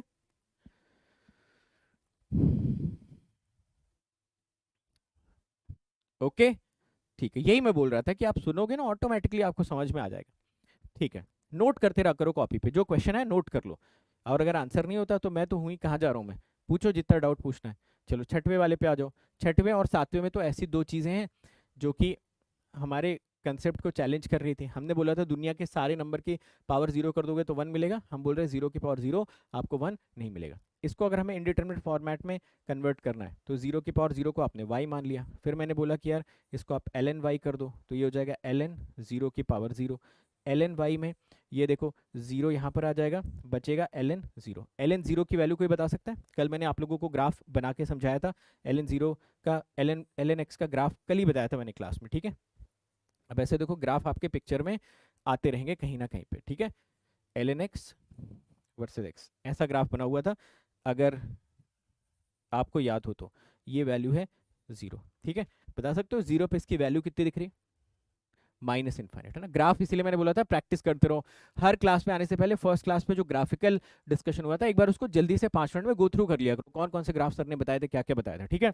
चलिए, तो यहाँ से हमें मिल गया कि this is 0 into minus infinity. इसको मैं 0 माइनस 0/0 भी लिख सकता था, माइनस इन्फिनिटी को मैं -1/0 पुट कर देता। तो ln y हमको मिल गया -0/0। देखो ये जो y था विच वॉज 0 की पावर 0, क्या ये हमको अगेन एक इनडिटर्मिनेट फॉर्म का फंक्शन मिल रहा है? चेक करके देखो, 0 की power 0 is equal to e की पावर -0/0, है ना। हाँ, ग्राफ को बस एक बार ना क्विकली रिव्यू करके आ जाओ तो आपको क्लासेस में कंफर्टेबलनेस रहेगी कि हाँ ये ग्राफ पढ़ा हुआ है, देखा हुआ है।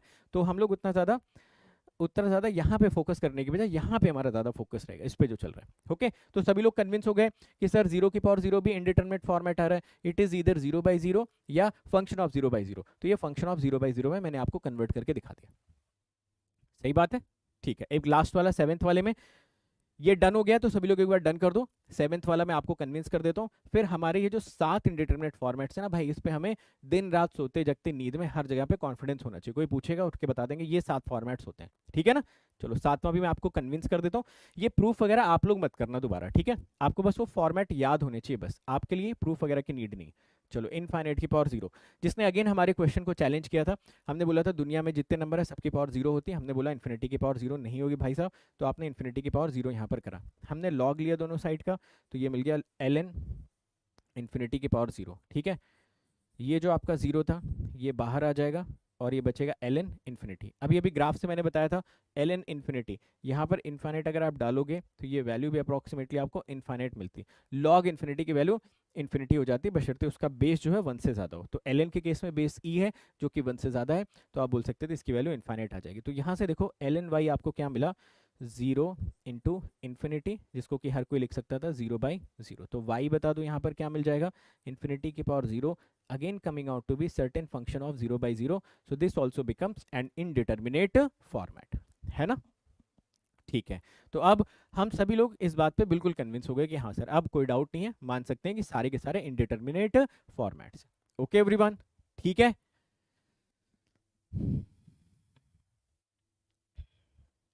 मेरे ख्याल से तो ठीक है।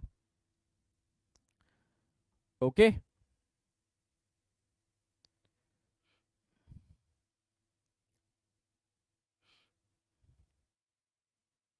चलो, अब आते हैं कुछ ऐसे फॉर्मेट्स जो देखने में लगते हैं कि इंडिटरमिनेट फॉर्मेट है ना, जो देखने में लगते हैं कि इंडिटरमिनेट फॉर्मेट है बट वो होते नहीं है, और जो कि आप देख के भी समझ सकते हो। जैसे कि मान लो अगर मैं किसी इनफाइनाइट की पावर इनफाइनाइट कर दूं तो ये तो इनफाइनाइट ही रहेगा ना भाई साहब, है ना। किसी कोई नंबर इनफाइनाइट है उसकी पावर भी आपने इनफाइनाइट कर दी तो ये तो इनफाइनाइट ही हो जाएगा। I hope this is making sense. 0 है, अब 0 की मैं कितनी भी पावर करता रहूं, 0 की पावर 1 कर दो, 2 कर दो, इनफाइनाइट कर दो, आंसर हमेशा 0 ही रहेगा। 0 बाई इन्फिनिटी कर दूं, एनी नंबर जो कि ऊपर 0 लिखा हुआ है नीचे आप कुछ भी लिखते रहिए, ये वैल्यू तो हमेशा 0 ही मिलेगी। इन्फिनिटी बाई 0 की अगर आप बात करोगे, है ना, तो ये सारे के सारे जो नंबर्स लिखे हुए हैं ना, ये आप कॉमन सेंस से देख के बता सकते हो कि भाई ये इंडिटरमिनेट फॉर्मेट्स नहीं है। कोई भी बता सकता है, मुझसे कोई पूछेगा इनफाइनाइट की पावर इनफाइनाइट, मैं तो इनफाइनाइट ही बता दूंगा उसको। 0 की पावर आप इनफाइनाइट पूछ रहे हो तो मैं 0 ही बता दूंगा इसको। 0 की पावर 1 लाख, 10 लाख, 20 लाख, वो 0 ही हो जाएगा। 0 बाई इन्फिनिटी, ऊपर 0 है नीचे इन्फिनिटी है तो 0 ही होगा, ऊपर इन्फिनिटी है नीचे 0 है तो इन्फिनिटी होगा, और इन्फिनिटी को जोड़ोगे तो इनफाइनाइट आ जाएगा। ठीक है, तो ये ऐसे ऑप्शन है, ये 5 which is non indeterminate in nature, है ना। तो नॉन इंडिटरमिनेट में मुझे नहीं लगता किसी को दिक्कत आने वाली है, फिर भी एक बार आप लोग इसको चेक करके देख लो, कोई डाउट है इसमें तो पूछ लो, है ना। इसके बाद हम लोग कंसेप्ट पढ़ने वाले हैं, कंसेप्ट इसके बाद हम लोग पढ़ने वाले हैं। ठीक है, थैंक यू सो मच, आपको अच्छा लगा मैथमेटिक्स, पूरे नंबर आ गए, बड़ी खुशी हुई जान के।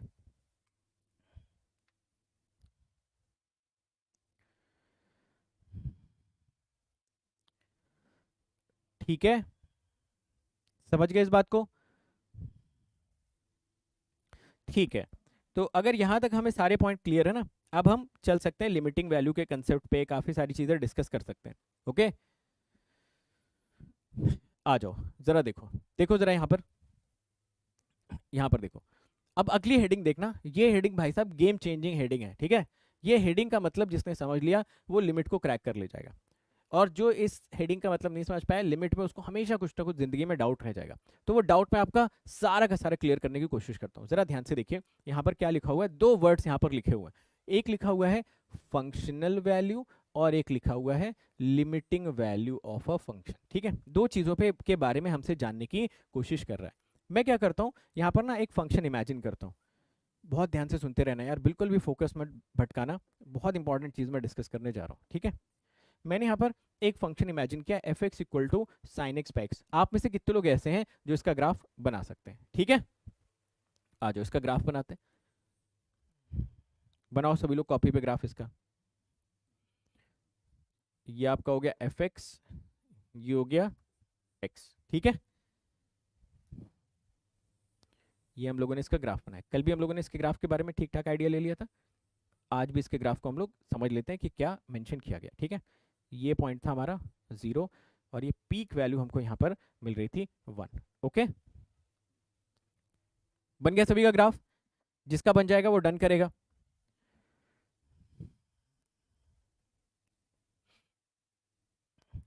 जी हाँ, डन है। चलिए, मेरा पहला सवाल है आपसे, मेरा पहला क्वेश्चन आप सभी लोगों से ये है कि what is the functional value, functional value of f x equal to sine x by x at x equal to 0, ठीक है। आई होप आप लोग पूरे फोकस से मेरी बात को सुन रहे होंगे। एट एक्स इक्वल टू 0 अगर हमसे पूछ रहा है कि भाई एफ एक्स की एक्स इक्वल टू 0 पे फंक्शनल वैल्यू क्या है, तो मैं सीधा इसमें एक्स की जगह पर 0 पुट कर दूंगा, ठीक है। तो यहां से मुझे मिल गया एफ ऑफ 0 और जिसकी की वैल्यू मुझे 1 दिख रही है, ठीक है। पहला पॉइंट कितने लोगों को अच्छे से क्लियर हो गया? जब भी फंक्शनल वैल्यू की बात होगी वो वैल्यू उठा के यहाँ पे पुट कर दो, कोई दिक्कत वाली बात इसमें है नहीं, ठीक है।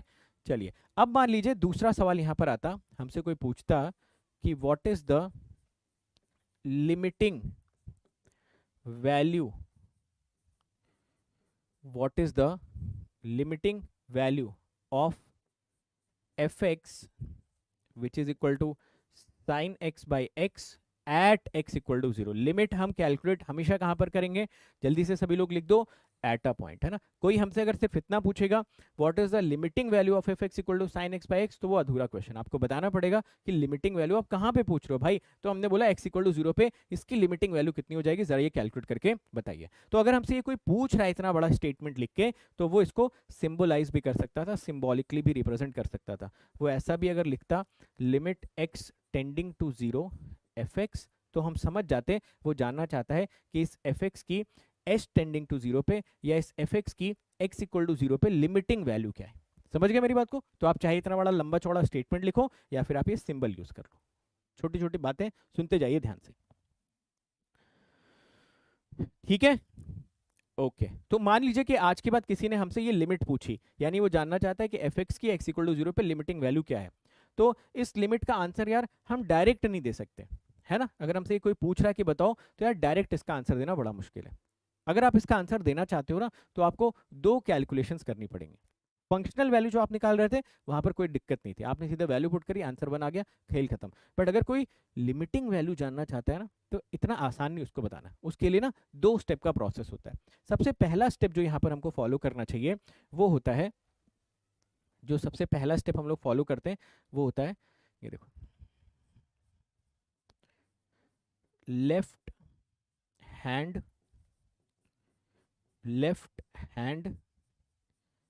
Limit of f x at x equal to 0, यानी कि इसका सिंबल ऐसा आप लिखेंगे, limit x tending to 0 minus f x, ठीक है।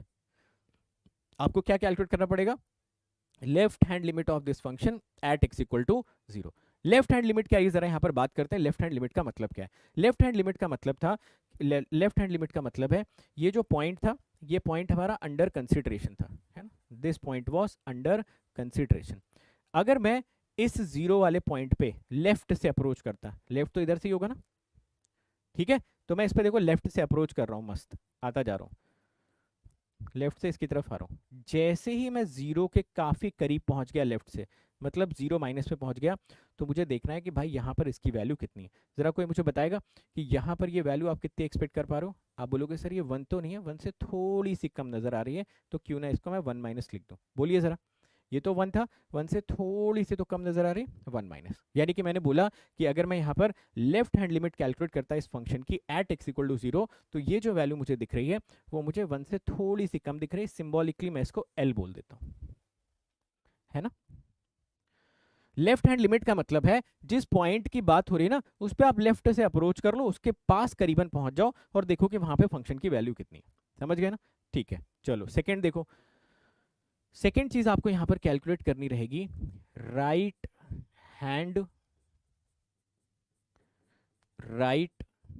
Hand limit of f x at x equal to 0। तो राइट हैंड लिमिट का मतलब क्या हो गया, limit x tending to 0 plus, अब सिंबल आपको पता होना चाहिए। आगे से कोई राइट हैंड लिमिट बोलता है, यार ये स्पेलिंग आज इतनी गलत क्यों हो रही है, राइट RIGHT, राइट, ठीक है। तो हमसे पूछ रहा है कि राइट हैंड लिमिट निकालिए एक्स इक्वल टू 0 पे, तो सिंबॉलिकली तो ऐसे रिप्रेजेंट करेंगे, और इसका मतलब है कि आप मस्त राइट हाफ साइड से स्टार्ट करो अपनी जर्नी, ठीक है। यहां से आराम से चलते हुए आओ और जो भी पॉइंट अंडर कंसिडरेशन है उसके करीब पहुंच जाओ। आप पहुंच गए इसके करीब 0+ पे। अब देख लो 0+ पे इस फंक्शन की वैल्यू कितनी है। 0+ पे भी अगर आप देखोगे तो ये वैल्यू 1 से स्लाइटली तो कम ही आ रही है ना, ये पीक वैल्यू, यहाँ पे भी ड्रॉप, यहाँ पे भी ड्रॉप, तो 1 से स्लाइटली कम आ रही है। 1 से स्लाइटली कम आने का मतलब मैंने इसको लिख दिया m के बराबर। अगर हमसे आज के बाद कोई ये जानना चाहता है कि ये लिमिट कैलकुलेट करिए, तो उसको हम बोलेंगे कि भाई 1 मिनट रुक जाओ, हमें x टेंडिंग टू 0+ कैलकुलेट कर लेने दो fx, x tending to 0- calculate कर लेने दो fx। अगर ये दोनों बराबर आ जाते हैं, अगर l की वैल्यू m के बराबर आ जाती है, तो हम बोलेंगे कि limit x tending to 0 fx exist at x equal to 0, और उसकी वैल्यू हो जाएगी 1-। कुछ बात पल्ले पड़ी? यानी कि लिमिट की जो कैलकुलेशन होती है वो जनरली हमेशा 2 स्टेप का प्रोसेस होता है ना, जनरली हमेशा 2 स्टेप का प्रोसेस होता है।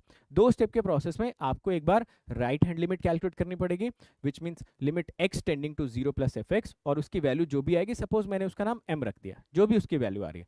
सिमिलरली आपकी एक बार उसको लेफ्ट हैंड लिमिट कैलकुलेट करनी पड़ेगी, limit x tending to 0- fx, जो भी उसकी वैल्यू आ रही, सपोज मैंने उसको l बोल दिया। अगर मान लो कल को l और m बराबर आ जाते हैं, तो आप हमेशा 2 स्टेटमेंट देना। पहला स्टेटमेंट आप देना कि इस फंक्शन की लिमिट एक तो x इक्वल टू 0 पर एग्जिस्ट कर रही है, और वो लिमिटिंग वैल्यू जो है वो 1- के बराबर आनी चाहिए। तो ये दोनों स्टेटमेंट आप हर बार देंगे, ठीक है, ये दोनों स्टेटमेंट बड़े इंपॉर्टेंट है। ओके, तो देखो यहाँ पर क्या बिल्कुल ये ठीक स्टेटमेंट यहाँ पर लिखा हुआ है, जरा एक बार वेरीफाई करिए। बोल रहा है अगर l और m बराबर है, then limit exist at x equal to 0। अगर कोई इतना लिखता है लिमिट एग्जिस्ट, तो भाई मुझे उसमें आपत्ति है। मुझे बताइए आप कहाँ पर लिमिट एग्जिस्ट कर रही है, तो आप बोल रहे हो limit exist at x equal to 0, और अगर इस लिमिट की कोई वैल्यू पूछता तो वो हो जाती 1-, है ना, सही बात? क्लियर है ये बात? ठीक है, अब आप मुझे सिंपल सी चीज एक सोच समझ के बताना कि भाई किसी भी फंक्शन की किसी भी पॉइंट पे फंक्शनल वैल्यू निकालना, और किसी भी फंक्शन की किसी भी पॉइंट पे लिमिटिंग वैल्यू निकालना, इनका आपस में दूर दूर तक कोई भी कोरिलेशन है? फंक्शनल वैल्यू निकालने के लिए तो वैल्यू उठा के आप रख दे रहे हो, कैलकुलेट हो क्या जा रहा है, और लिमिटिंग वैल्यू कैलकुलेट करने के लिए तो प्रोसेस ही बिल्कुल डिफरेंट है, 2 स्टेप का प्रोसेस करना पड़ रहा है। आप उस पॉइंट के को एक बार लेफ्ट से अप्रोच कर रहे हो, उस पॉइंट को फिर राइट से अप्रोच कर रहे हो, फिर देख रहे हो कि भाई ये दोनों बराबर भी है कि नहीं है, और अगर बराबर है तो आप बोल रहे हो कि हाँ उस पॉइंट पे लिमिट एग्जिस्ट कर रही है, और लिमिटिंग वैल्यू आप बता दे रहे हो, है ना। तो इसका मतलब ये है कि किसी भी फंक्शन की जो फंक्शनल वैल्यू है एट अ पॉइंट, और जो लिमिटिंग वैल्यू है एट अ पॉइंट ना, उनका आपस में कोई रिलेशन नहीं भाई। वो बराबर भी हो सकते हैं, डिफरेंट भी हो सकते हैं। ऐसा भी हो सकता है कि फंक्शनल वैल्यू तो एग्जिस्ट कर रही हो, लिमिटिंग वैल्यू एग्जिस्ट ना करे। ऐसा हो सकता है कि फंक्शनल वैल्यू एग्जिस्ट ना कर रही हो, लिमिटिंग एग्जिस्ट कर जाए। बहुत सारे केसेस बन सकते हैं, बट अगेन मेरे कहने का मतलब है दोनों में कोई कोरिलेशन नहीं। एक बार जरा इस पॉइंट को पढ़िए और बताइए क्या आज के बाद ये चीज आप दिमाग में रखोगे? पढ़ो फटाफट इस लाइन को। बोल रहा है functional value at a point has no relation at all with limiting value at that point। दोनों कंसेप्ट ही अलग अलग है ना, दोनों का कंसेप्ट अलग अलग है। फंक्शनल वैल्यू में बोल रहा है पॉइंट पुट करके आंसर निकाल दो, लिमिटिंग वैल्यू में बोल रहा है कि भाई एक प्रोसेस फॉलो करके बताओ कि आप LHL RHL से अप्रोच करोगे तो उसकी वैल्यू कितनी आ जाएगी, बराबर आ रही कि नहीं आ रही, सब कुछ चेक करने के बाद एक स्टेटमेंट दिया जा रहा है लिमिटिंग वैल्यू के लिए, है ना। ओके एवरीवन, चलो एक छोटा सा एग्जाम्पल और आपको करवा देता हूँ, तो आपके दिमाग में पूरा का पूरा जो ऑपरेशन है ना वो सेट हो जाएगा जाके, ठीक है। जैसे ये क्वेश्चन देखो, ये क्वेश्चन आपको दिया गया, ये फंक्शन को खुद डिफाइन कर रहा है, जो भी डिफाइन करने वाला है।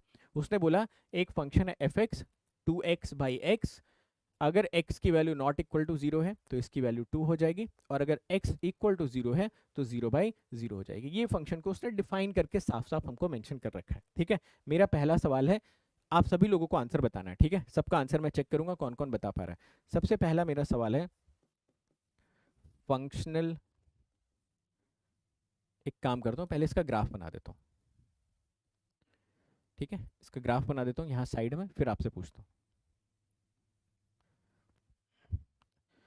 ये हो गया आपका fx, और ये हो गया x, ठीक है।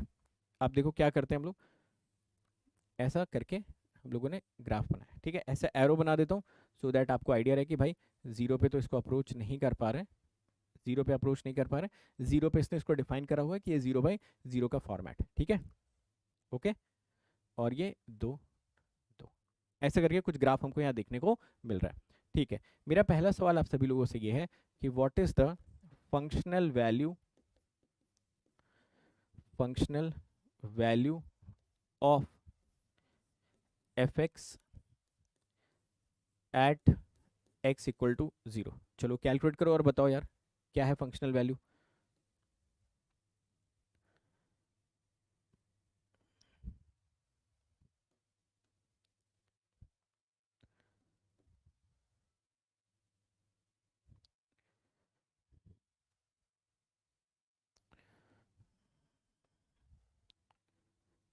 बोलिए, पूछ रहा है what is the functional value of f x at x equal to 0, ये हमसे पूछा गया है। तो आप बोलोगे कि सर जो भी फंक्शन है उसमें 0 पुट कर दीजिए। हमने 0 पुट कर दिया, ऐसे लिख लो f x at x equal to 0। ठीक है, तो ये हो जाएगा एफ ऑफ 0। अब देख लो ये यहाँ पे कैसे डिफाइंड है।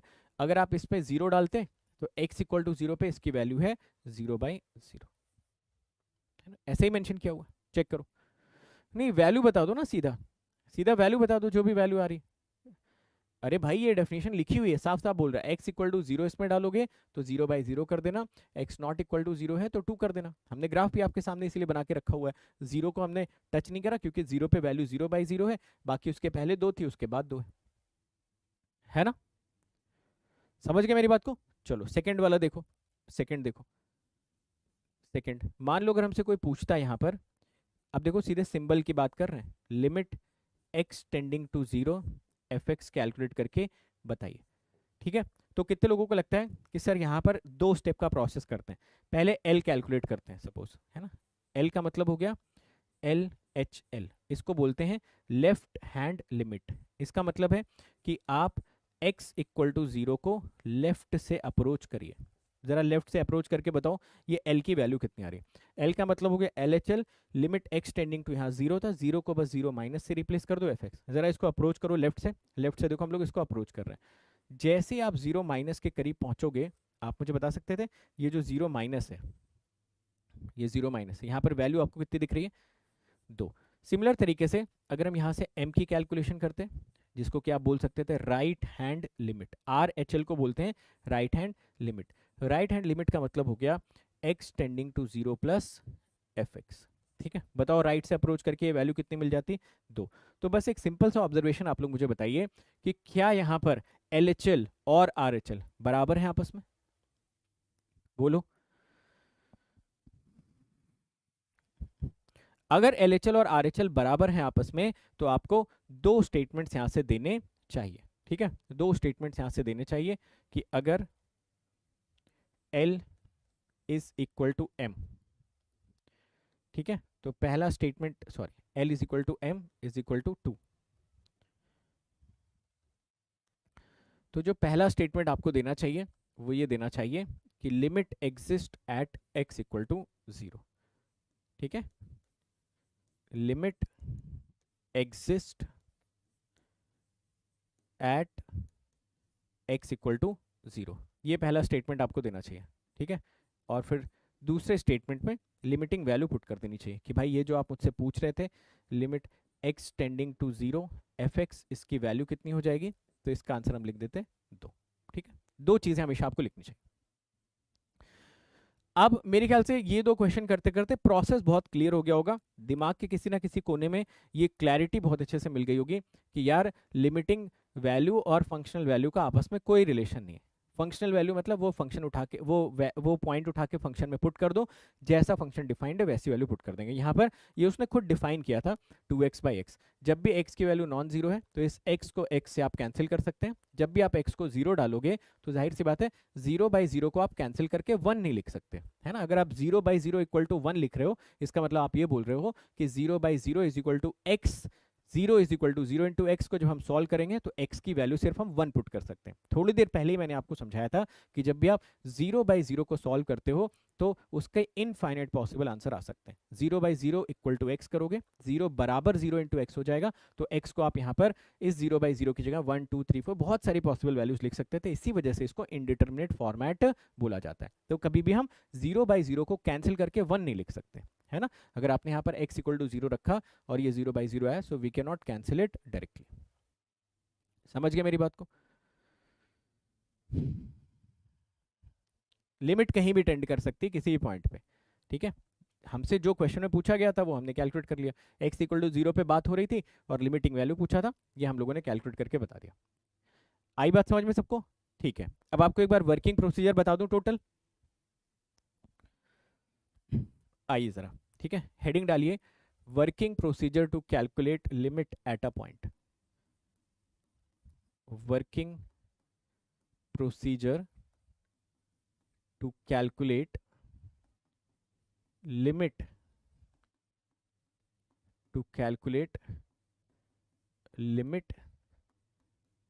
Eight a point.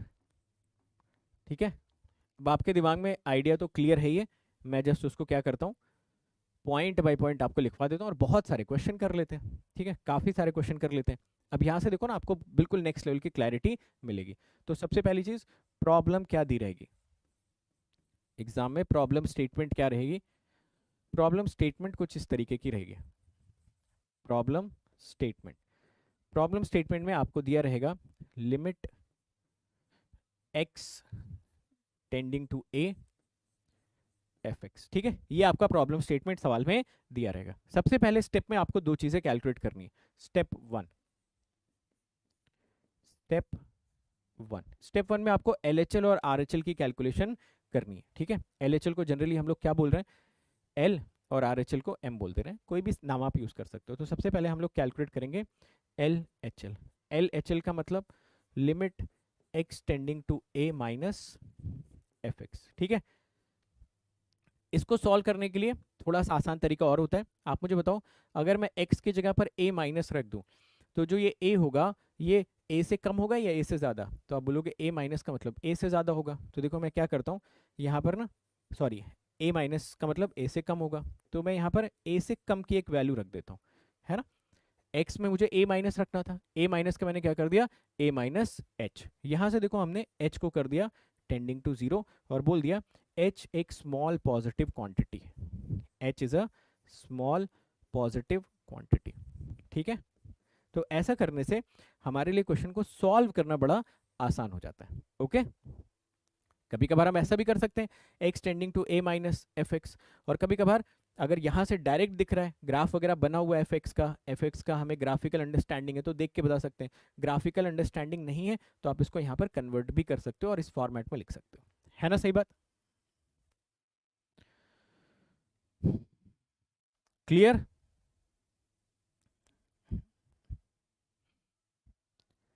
परफेक्ट, अब आ जाओ इसी स्टेप में, स्टेप वन में ही हम लोग RHL कैलकुलेट करते हैं। ठीक है, तो ये कोई फॉर्मूला रटने वाली बात नहीं है, बस आप देखो कि अगर आप x tending to a plus इसके अंदर रख रहे हो ना, आप भाई इसके अंदर a प्लस रख रहे हो, a प्लस का मतलब a से ज़्यादा, तो पहले आप ऐसे लिख लिया करो, f ऑफ a से ज़्यादा, इसमें जोड़ दिया h और फिर इस h को टेंडिंग टू 0 कर दो। ये आपको कैलकुलेट करना रहेगा LHL एंड RHL।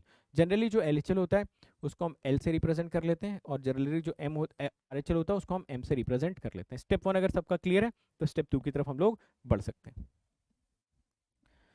ठीक है, परफेक्ट, जल्दी बोलो सभी लोग डन है, फिर स्टेप टू आपको समझाता हूँ क्या है।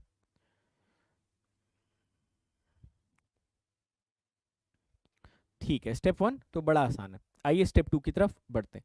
स्टेप टू में बोला जा रहा है कि आप ये जो L और M है ना, इनको ज़रा एक बार चेक कर लो, इनको चेक कर लिया करो L और M को। तो हमने चेक करा, मान लीजिए कि आपका जो L था ना ये M के बराबर आ गया। अब मेरा एक छोटा सा सवाल आपसे, आंसर करोगे उसका? L और M बराबर आ गए, है ना। अगर L और M बराबर आ गए,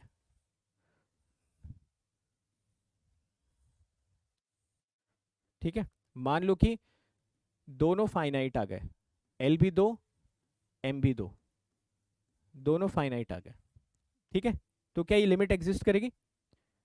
बिल्कुल। मान लो कि ये दोनों इनफाइनाइट आ गए, तो क्या लिमिट एग्जिस्ट करेगी? मान लो कि ये दोनों माइनस इनफाइनाइट आ गए, तो क्या लिमिट एग्जिस्ट करेगी? ये भी प्लस इन्फिनिटी, ये भी प्लस इन्फिनिटी, ये भी माइनस इन्फिनिटी, ये भी माइनस इन्फिनिटी, ये भी फाइनाइट, ये भी फाइनाइट। तो याद रखिएगा किसी पॉइंट पे लिमिट एग्जिस्ट करने के लिए L और M का बराबर होना जरूरी है, L और M का फाइनाइट होना जरूरी नहीं है। समझ गए मेरी बात को? तो किसी पॉइंट पे अगर आप लिमिट एग्जिस्ट करवाना चाहते हो, एल और एम दोनों फाइनाइट होंगे तो भी चलेगा, इनफाइनाइट होंगे तो भी चलेगा, माइनस इनफाइनाइट होंगे तो भी चलेगा, बराबर होने चाहिए, बस इतनी सी शर्त है। आगे चल के जो आप कंटिन्यूटी पढ़ने जाओगे तो कंटिन्यूटी में बोला जाता है कि आपके जो फंक्शन की लिमिट है और फंक्शनल वैल्यू है वो बराबर होनी चाहिए और फाइनाइट होनी चाहिए। तो फाइनाइट का कंसेप्ट आपको कहाँ देखने को मिलेगा? जो आप कंटिन्यूटी वाला कंसेप्ट सीखने की कोशिश करोगे। But as long as limiting value at a point is concern, वो बराबर होना बस चाहिए। बराबर होने का मतलब बराबर हो, अब वो दोनों इनफाइनाइट हो जाए तो भी आप यही बोलोगे कि भाई लिमिट उस पॉइंट पे एग्जिस्ट कर रही है। ठीक है ना? ओके चलो, अब अगर ऐसा होता है तो आप यहां से स्टेटमेंट क्या दोगे? वही दोनों स्टेटमेंट। सबसे पहला first, limit exist at x equal to a, और लिमिटिंग वैल्यू आपकी कितनी हो जाएगी? x tending to a, fx is equal to l is equal to m, जो भी आप लिखना चाहें। ये दोनों स्टेटमेंट हर बार हमको देने रहेंगे। ठीक है, आगे बढ़ सकते हैं। आइए आगे बढ़ते हैं, एक छोटा सा नोट करके लिखिए, फिर कुछ सवालों की तरफ बढ़ते हैं। छोटा सा नोट, नोट पे बोला जा रहा है कि वो कौन कौन सी कंडीशन है कि जब आपकी लिमिट एग्जिस्ट नहीं करेगी। कंडीशन, कंडीशन व्हेन लिमिट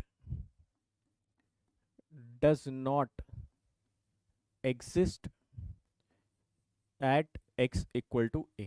ठीक है, वो कौन कौन सी कंडीशन है कि जब x इक्वल टू a पे लिमिट एग्जिस्ट नहीं करेगी। सबसे पहली एंड मोस्ट ऑब्वियस कंडीशन, सबसे first and most obvious condition कि भाई जो आपका l है वो m के बराबर ही ना है। And second most obvious condition, पहला तो बहुत क्लियर ना, l और m बराबर ही नहीं है तो लिमिट एग्जिस्ट नहीं करेगी उस पॉइंट पे। सेकेंड कंडीशन में बोला जा रहा है कि ईदर l और m और both are oscillatory. Very very important point. क्या आप ऑसिलेटरी के बारे में कल डिस्कशन कर चुके हो? बोलो। जैसे कि साइन एक्स आपका एक्स इक्वल टू इन्फिनिटी पे है ना, तो हमेशा याद रखिएगा कि अगर एल एम या इन दोनों में से कोई एक या दोनों अगर किसी पॉइंट पे ऑसिलेटरी हो जाते हैं तो भी लिमिट एग्जिस्ट नहीं करती। तो लिमिट नहीं एग्जिस्ट करने के ये दो प्रॉपर कंडीशंस होते हैं। ठीक है, अब एक सवाल किया जाए। Finite but uncertain, very good. ठीक है, चलो तो स्टेप बाय स्टेप प्रोसेस भी क्लियर हो गया। अब अगर कोई क्वेश्चन दिखता है तो उसमें ये स्टेप बाय स्टेप प्रोसेस लगाने की कोशिश करी जाएगी। आइए, ये पहला सवाल है, मैं करवाता हूं, इसके बाद वाला सवाल आप खुद से करने की कोशिश करेंगे। ठीक है, किया जाए पहला सवाल। आ जाओ, फर्स्ट क्वेश्चन हम लोग यहाँ पर करने की कोशिश करते हैं। ध्यान से देखिएगा, हमसे बोला जा रहा है limit x tending to 0 1/x हमको कैलकुलेट करके इसको बताना है। तो पहली चीज तो बताओ, ये फंक्शनल वैल्यू पूछ रहा है या लिमिट पूछ रहा है? आप बोलोगे लिमिट पूछ रहा है, तो फंक्शनल वैल्यू के बारे में सोचने की नीड नहीं है। मैंने यहाँ पर बिना सोचे LHL कैलकुलेट करने की कोशिश करी।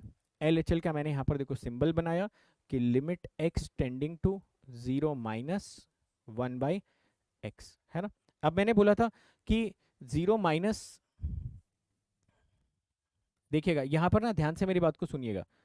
ठीक है, अगर मान लीजिए मेरे पास 1/x का ग्राफ होता, अगर मेरे पास 1/x का ग्राफ होता ना, तो मैं इसके आगे बढ़ता ही नहीं। मैं क्या करता, x tending to 0 minus graph में ही जाके चेक कर लेता कि इसकी वैल्यू क्या है। इमेजिन करिए कि आपके पास इसका ग्राफ नहीं है, इमेजिन करते हैं, हालांकि है 1/x का, बट मान के चलते ग्राफ नहीं है। तो अगर ग्राफ नहीं होगा ना, तो आप क्या कर सकते थे, यहाँ पर आप इसको थोड़ा सा मॉडिफाई करते, आप बोलते कि h टेंडिंग टू 0 कर देता हूँ और इसको लिख देता हूँ 0 माइनस h, चलेगा? अभी भी मैंने आपको समझाया था कि x की जगह पे 0 माइनस विजुअलाइज करो, 0 माइनस का मतलब 0 माइनस h, और h को टेंडिंग टू 0 करा दो। जब आप h टेंडिंग टू 0 कराते हो ना, तो आप फ्री हो जाते हो कि आप सीधे यहाँ पर h की वैल्यू उठा के डाल सकते हो। समझ गए ना? तो ये आपको फ्रीडम यहाँ पर मिलती है। h इक्वल टू यहाँ पर डालो, आपको मिलेगा -1/0, आंसर मिल जाएगा माइनस इन्फिनिट, है ना। जस्ट हमने इमेजिन किया कि ग्राफ ही नहीं हमारे पास प्रेजेंट है ना। ग्राफ होता तो इसके आगे बढ़ते ही नहीं, ग्राफ में देख लेते x इक्वल टू 0 माइनस पे आपको ऑटोमेटिकली माइनस इन्फिनिटी दिखता। समझ गए मेरी बात को सभी लोग? x माइनस एच नहीं लिखते, a माइनस एच लिखते हैं, ठीक है।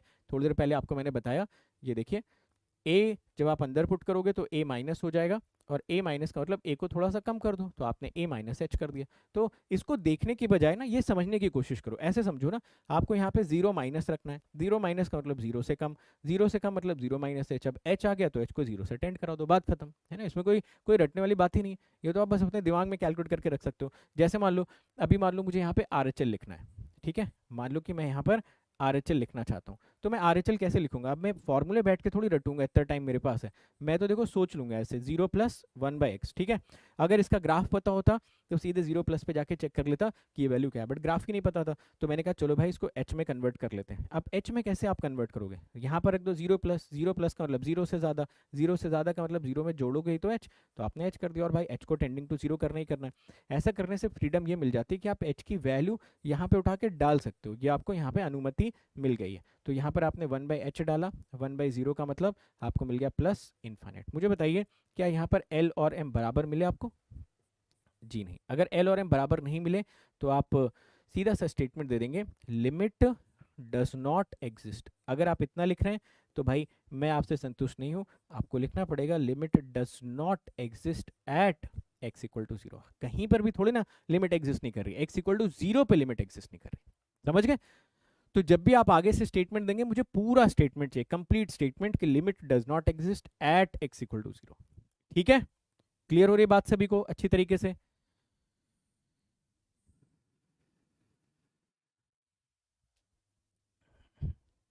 बहुत ही बढ़िया। अब अगर आप चाहते तो इसके ग्राफ से भी जज कर सकते थे, इसका ग्राफ तो सबको पता है, बट वही बात है ना, ग्राफ सारे फंक्शन के थोड़ी पता होंगे, बहुत सारे ऐसे फंक्शन होंगे जिनका ग्राफ बना ही नहीं पाएगा कोई, तो वहाँ पे मैथमेटिकल ऑपरेशन अपने पास होना चाहिए। इस वजह से मैंने आपको ये टेक्निक, ग्राफलेस टेक्निक सिखाई। ठीक है, ये देखो ऐसा करके, ये था आपका f x equal to one by x का ग्राफ, ये वर्सेज एक्स है ना, ये वाला पॉइंट हो गया था जीरो। देखो, तो अगर हमसे कोई जीरो प्लस पे वैल्यू पूछता, अगर मान लो ग्राफ पता होता हमको, तो हम थोड़े ना फिर ये एच वाला कंसेप्ट यूज करते हैं, है ना, सही बात? देखो, अगर हमसे कोई पूछता कि भाई जीरो प्लस पे बताओ, तो यहीं से देख के बता देते कि जीरो प्लस पे प्लस इन्फिनिटी है। कोई जीरो माइनस पे पूछता तो यहीं से देख के बता देते माइनस इन्फिनिटी है, फिर इसके आगे वाला प्रोसेस नहीं करते। तो एज लॉन्ग एज ग्राफ हमको पता है, आपको इसके आगे बढ़ने की जरूरत नहीं है। नहीं पता है तो बढ़ जाओ आगे, एच में कन्वर्ट कर लो, एच की वैल्यू उठा के पुट कर दो वहां पे। आई बात सबको समझ में? अगला सवाल करें। आइए, आई थिंक हमें अगले सवाल की तरफ बढ़ना चाहिए। अगले सवाल में देखो क्या बोल रहा है कि एक फंक्शन दिया f x is equal to one by x square, और आपसे बोल रहा है कि भाई ये जो f x equal to one by x square है ना, इसकी जरा limit x tending to zero f x calculate करके बताइए। फिर से हमारा ट्रिगर मूवमेंट पहला वही रहेगा कि क्यों ना यहाँ पर एल एच एल कैलकुलेट कर लिया जाए। एल एच एल का मतलब limit x tending to zero minus one by x square. अब देखो यहाँ पर जीरो माइनस का मतलब जीरो से थोड़ी सी कम क्वांटिटी, जीरो से थोड़ी सी कम क्वांटिटी का मतलब जीरो माइनस एच, तो आप यहाँ पर x की जगह पे जीरो माइनस एच का स्क्वायर प्लेस कर दो और इसको h टेंडिंग टू जीरो कर दो। बोलो हाँ या ना? कर पा रहे हो? एक सिंगल स्टेप में ये करना है, कोई फॉर्मूला याद करने की नीड नहीं है इसमें, ठीक है ना। अब मैंने ऐसा क्यों किया? मैं ऐसा मान के चल रहा हूँ कि भाई मुझे वन बाई एक्स स्क्वायर का ग्राफ नहीं पता सपोज एज ऑफ नाउ, तो मैं मैथमेटिकली भी तो इस क्वेश्चन को अप्रोच कर सकता था, बिल्कुल कर सकता था। मैंने यहाँ पर x की, सिर्फ x को देखा करो, x की जगह पे स्क्वायर स्क्वायर हटाओ, x की जगह पे जीरो माइनस था तो आपने जीरो माइनस एच रखा, उसका स्क्वायर कर दिया। जरा देखिए क्या यहाँ से जो आपको वैल्यू मिल रही है limit h tending to zero one by h square, तो ये मिल जाएगा वन बाई जीरो स्क्वायर यानी कि प्लस इन्फिनिटी। सिमिलर वे में एक बार जरा आर एच एल कैलकुलेट करिए। आर एच एल जब आप कैलकुलेट करोगे तो आपको मिल जाएगा limit x tending to zero plus one by x square. ठीक है, इसको आप लिख सकते थे limit h tending to zero, है ना, ये हो जाएगा वन अपॉन एक्स की जगह पे जीरो प्लस लिखना था, जीरो प्लस का मतलब जीरो प्लस एच, ये वैल्यू मिलेगी limit h tending to zero, और यहाँ से आप लिख सकते थे वन बाई एच स्क्वायर, ये हो जाएगा वन बाई जीरो स्क्वायर, और ये आपका इन्फिनिट। पहली चीज तो मैं ये जानना चाहता हूँ कि क्या इसमें जो आपका एल एच एल और आर एच एल था वो बराबर था या नहीं था? आप बोलोगे हाँ सर बराबर था। दूसरी चीज मैं ये जानना चाहता हूँ कि ये फाइनाइट था या इनफाइनाइट था?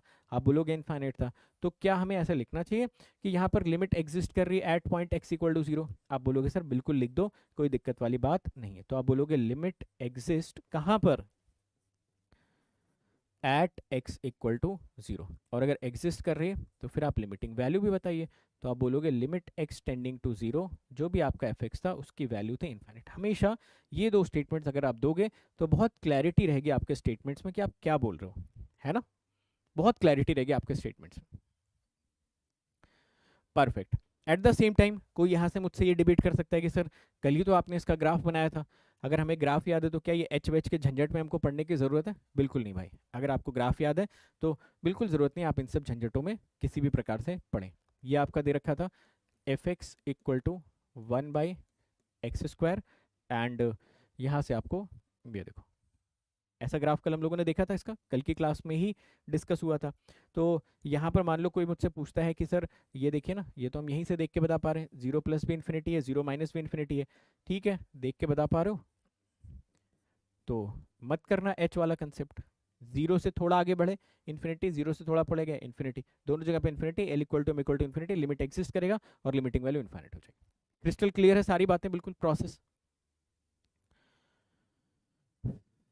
अभी बस बेसिक की प्रैक्टिस करवा रहा हूँ, फिर आपको मॉडल्स बताऊंगा, है ना, कितने टाइप के मॉडल्स होते हैं, कितने टाइप के मॉडल्स को आप लिमिट के क्वेश्चंस में कन्वर्ट कर सकते हो। अभी तो बस बेसिक आपको क्लैरिटी दे रहा हूँ, आप सोचोगे कैसे, क्या नजरिया होना चाहिए आपका, है ना। ग्राफ याद नहीं होते आप कर सकते हो ऐसे, मगर ग्राफ भी याद होना चाहिए, ठीक है ना, ग्राफ भी याद होना चाहिए, ऐसा नहीं है। चलो ये क्वेश्चन सॉल्व करते हैं। ये क्वेश्चन में हमको दिया गया था limit x tending to 0 sine 1/x, ऐसा करके एक सिंपल सा क्वेश्चन इसने हमको दे दिया, ठीक है। अब ऑब्वियस सी बात है साइन 1/x का ग्राफ तो हमको नहीं याद है ना। अब यहाँ पे तो हम लोग मतलब हम अटक गए यहाँ पे, है ना। तो यहाँ पर अगर देखो तो limit x tending to 0 sine 1/x का ग्राफ ही नहीं याद है। इसके पहले जो दोनों क्वेश्चन थे उसमें तो चलो ग्राफ याद भी है, ओके ठीक है। हाँ भाई 19 जून वाले बैच से मैं ही क्लास लूंगा आप लोगों का, सिग्नल सिस्टम, ठीक है। तो मैं आप लोगों से मिलूंगा उस वाले सेंटर पे और बैठ के हम लोग बातें करेंगे, ओके ठीक है। 19 जून सिग्नल कम्युनिकेशन और 1 नवंबर से 30 नवंबर मैथमेटिक्स, ठीक है। ये 3 क्लासेस हैं मेरी इस साल, ठीक है। तो ऑफलाइन में हम लोग मिलेंगे ये 3 अलग अलग सब्जेक्ट्स में। तो ऑफलाइन में मैथमेटिक्स भी होगा 1 नवंबर से 30 नवंबर के बीच में। हाँ तो मैं कुछ बोल रहा था इस क्वेश्चन में कि हाँ बताओ इसका ग्राफ पता ही नहीं ना तो क्या करेंगे क्या करेंगे, कुछ नहीं कह सकते, तो एक ही ऑप्शन है अपने पास, LHL। चलो समझ गए आप लोग ना मैं क्या कहना चाह रहा था, तो आप समझ गए तो सॉल्व करते हैं इस क्वेश्चन को। LHL देखिए LHL का मतलब क्या हो गया, limit x tending to 0 minus sine 1/x। देखिए ये क्वेश्चन करते करते ना अब तक हमारे दिमाग में ये क्लैरिटी आ जानी चाहिए कि भाई 0 माइनस को एक स्टेप में कैसे अप्रोच करा जाए। तो देखो मैं क्या करूंगा, 0 माइनस का मतलब हो गया कि भाई यहाँ पर जो x है उसकी जगह पर कर लेते हैं 0 से कम कोई क्वांटिटी, मतलब कि 0 माइनस h, और इसको छोड़ देते हैं खुला h टेंडिंग टू 0। अब आप बताओ यहाँ पर क्या होना चाहिए था, limit h tending to 0 sine -1/h। अब देखो एक बार h वाले कंसेप्ट पे आ गए तो h की जगह पे सीधा 0 पुट कर देते हैं, है ना। अब यहाँ पर तो फ्रीडम हमारे पास है, हमने बोला कि भाई यहाँ पर h की जगह पे 0 पुट करिए, ये मिला -1/0 और ये वैल्यू मिल गई साइन माइनस इन्फाइनिट। जरा मुझे बता सकते हो साइन माइनस इन्फिनिटी को क्या मैं माइनस साइन इन्फिनिटी लिख लूँ?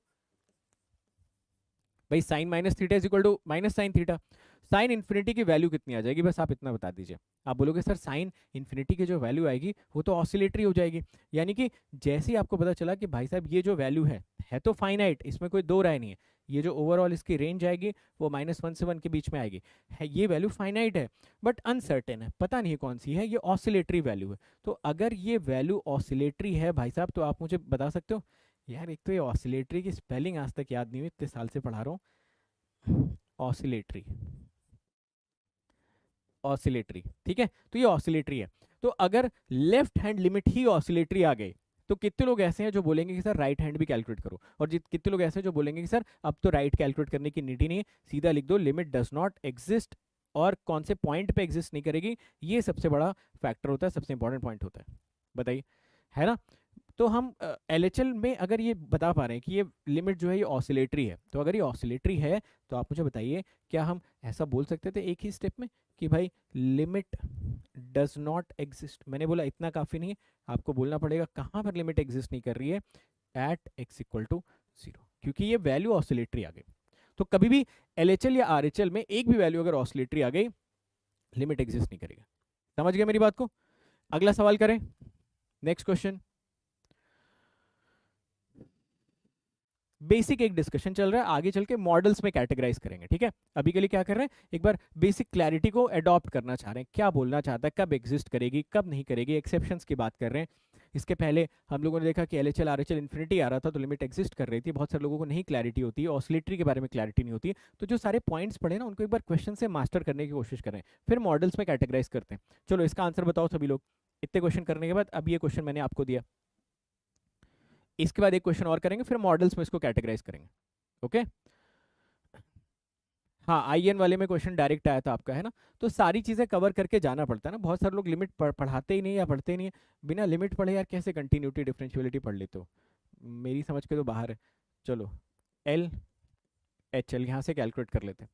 ये हो जाएगा limit x tending to 0 minus cos 1/x। Graph तो पता नहीं था, तो जो ये 0 माइनस था ये हमारे किसी काम का नहीं, इसको हमें समहाउ h में कन्वर्ट करना ही पड़ेगा। तो ये हो जाएगा cos 1/0 माइनस h। ये वैल्यू आपको मिल जाएगी cos h की जगह पे 0 उठा के पुट कर दो, -1/0। This will become cos minus infinity, cos minus theta equal to cos थीटा। cos इन्फिनिटी की जो वैल्यू आएगी, ये मैं पूरी तरीके से अलाइंड हूँ कि ये फाइनाइट वैल्यू आएगी, इसमें कोई दो राय नहीं है, है ना। ये वैल्यू फाइनाइट होगी, बट पता ही तो नहीं कितनी हो जाएगी। तो अगर ये वैल्यू फाइनाइट बट अनसर्टेन है तो आपने इसको अगेन कौन सी कैटेगरी में डाल दिया यार, ऑसिलेटरी की कैटेगरी में डाल दिया। अगर LHL RHL में से कोई भी एक या दोनों ऑसिलेटरी हो जाते हैं तो हमें बिल्कुल भी टाइम नहीं लगाना चाहिए लिखने में कि limit does not exist at x equal to 0। x equal to 0 पे लिमिट एग्जिस्ट नहीं करेगी फॉर श्योर। समझ रहे हैं आप मेरी बात को? चलिए एक सवाल और किया जाए, ठीक है। तो अच्छी फिलॉसफी बन रही है, सही डायरेक्शन में हम लोग चल रहे हैं। ये है अगला सवाल हमको दिया गया, x sin 1/x limit x tending to 0। जाहिर सी बात है इसका कोई ग्राफ तो बना नहीं पाएगा, तो हमें अपने बेसिक फंडे से इसको अप्रोच करना चाहिए था, LHL और RHL वाले फंडे से। LHL से अगर मैं देखूं तो यहाँ पर मुझे दिख रहा है limit x tending to 0 minus x sine 1/x, है ना। अब ग्राफ तो पता ही नहीं था, तो x टेंडिंग टू 0 माइनस पे इसकी वैल्यू कैसे बताते हैं, तो हमने बोला कि यार एक काम करते हैं, h का सहारा ले लेते हैं। हमने रखा लिमिट h टेंडिंग टू 0, जहां जहां पर x दिख रहा था उसकी जगह पे 0 माइनस h पुट कर दिया, है ना भाई। जहां जहां पे x दिख रहा था 0 माइनस ही तो रखोगे, 0 माइनस का मतलब 0 माइनस h। ओके, तो ये हम कैलकुलेट करने की फिराक में आगे बढ़ रहे हैं। देखो साइन माइनस h हो जाएगा, ये माइनस h होगा, तो हमने लिखा लिमिट h टेंडिंग टू 0, ये था आपका माइनस h और ये आपका हो गया था साइन -1/h। ऐसा है, ये माइनस h ये minus h, sine minus theta किसके बराबर हो जाएगा, माइनस साइन थीटा।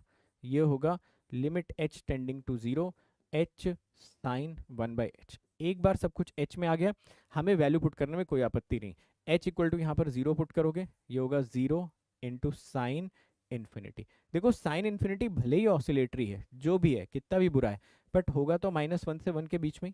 और अगर कोई भी क्वांटिटी जो -1 से 1 के बीच में है, जो कि एक फाइनाइट वैल्यू है, मुझे ज़रा बताइए कि अगर आप 0 से मल्टीप्लाई कर दोगे, ये फाइनाइट बट अनसर्टेन है, वैल्यू -1 से 1 के बीच में ऑसिलेटरी जो भी हो, मैं कहता हूँ 0 से मल्टीप्लाई करोगे तो रिजल्टेंट तो 0 ही मिलेगा। बोलो हाँ या ना।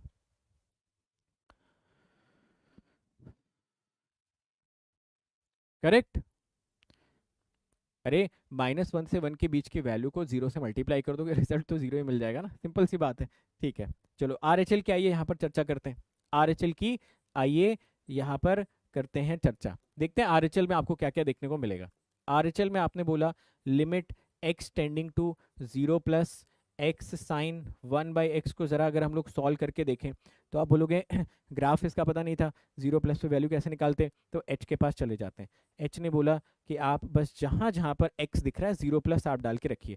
0 प्लस का मतलब 0 प्लस h, ये हो गया sine 1/0 plus h। Step by step मैं आपके लिए सारी चीज़ें लिख रहा हूँ। Limit h tending to 0, h sine 1/h, h की वैल्यू उठा के सीधा पुट कर दो तो ये मिल जाएगा आपको 0 into sine infinite. Sine infinite की वैल्यू क्या होगी, आप बोलोगे सर होगी जो भी वो फाइनाइट होगी बट अनसर्टेन होगी, ऑसिलेटरी वैल्यू होगी। Again this value comes out to be 0। देखो क्या यहाँ पर LHL और RHL बराबर आया, जी हाँ। तो पहला स्टेटमेंट आप क्या दोगे, फर्स्ट स्टेटमेंट आप दोगे limit exist at x equal to 0, limit exist at x equal to 0।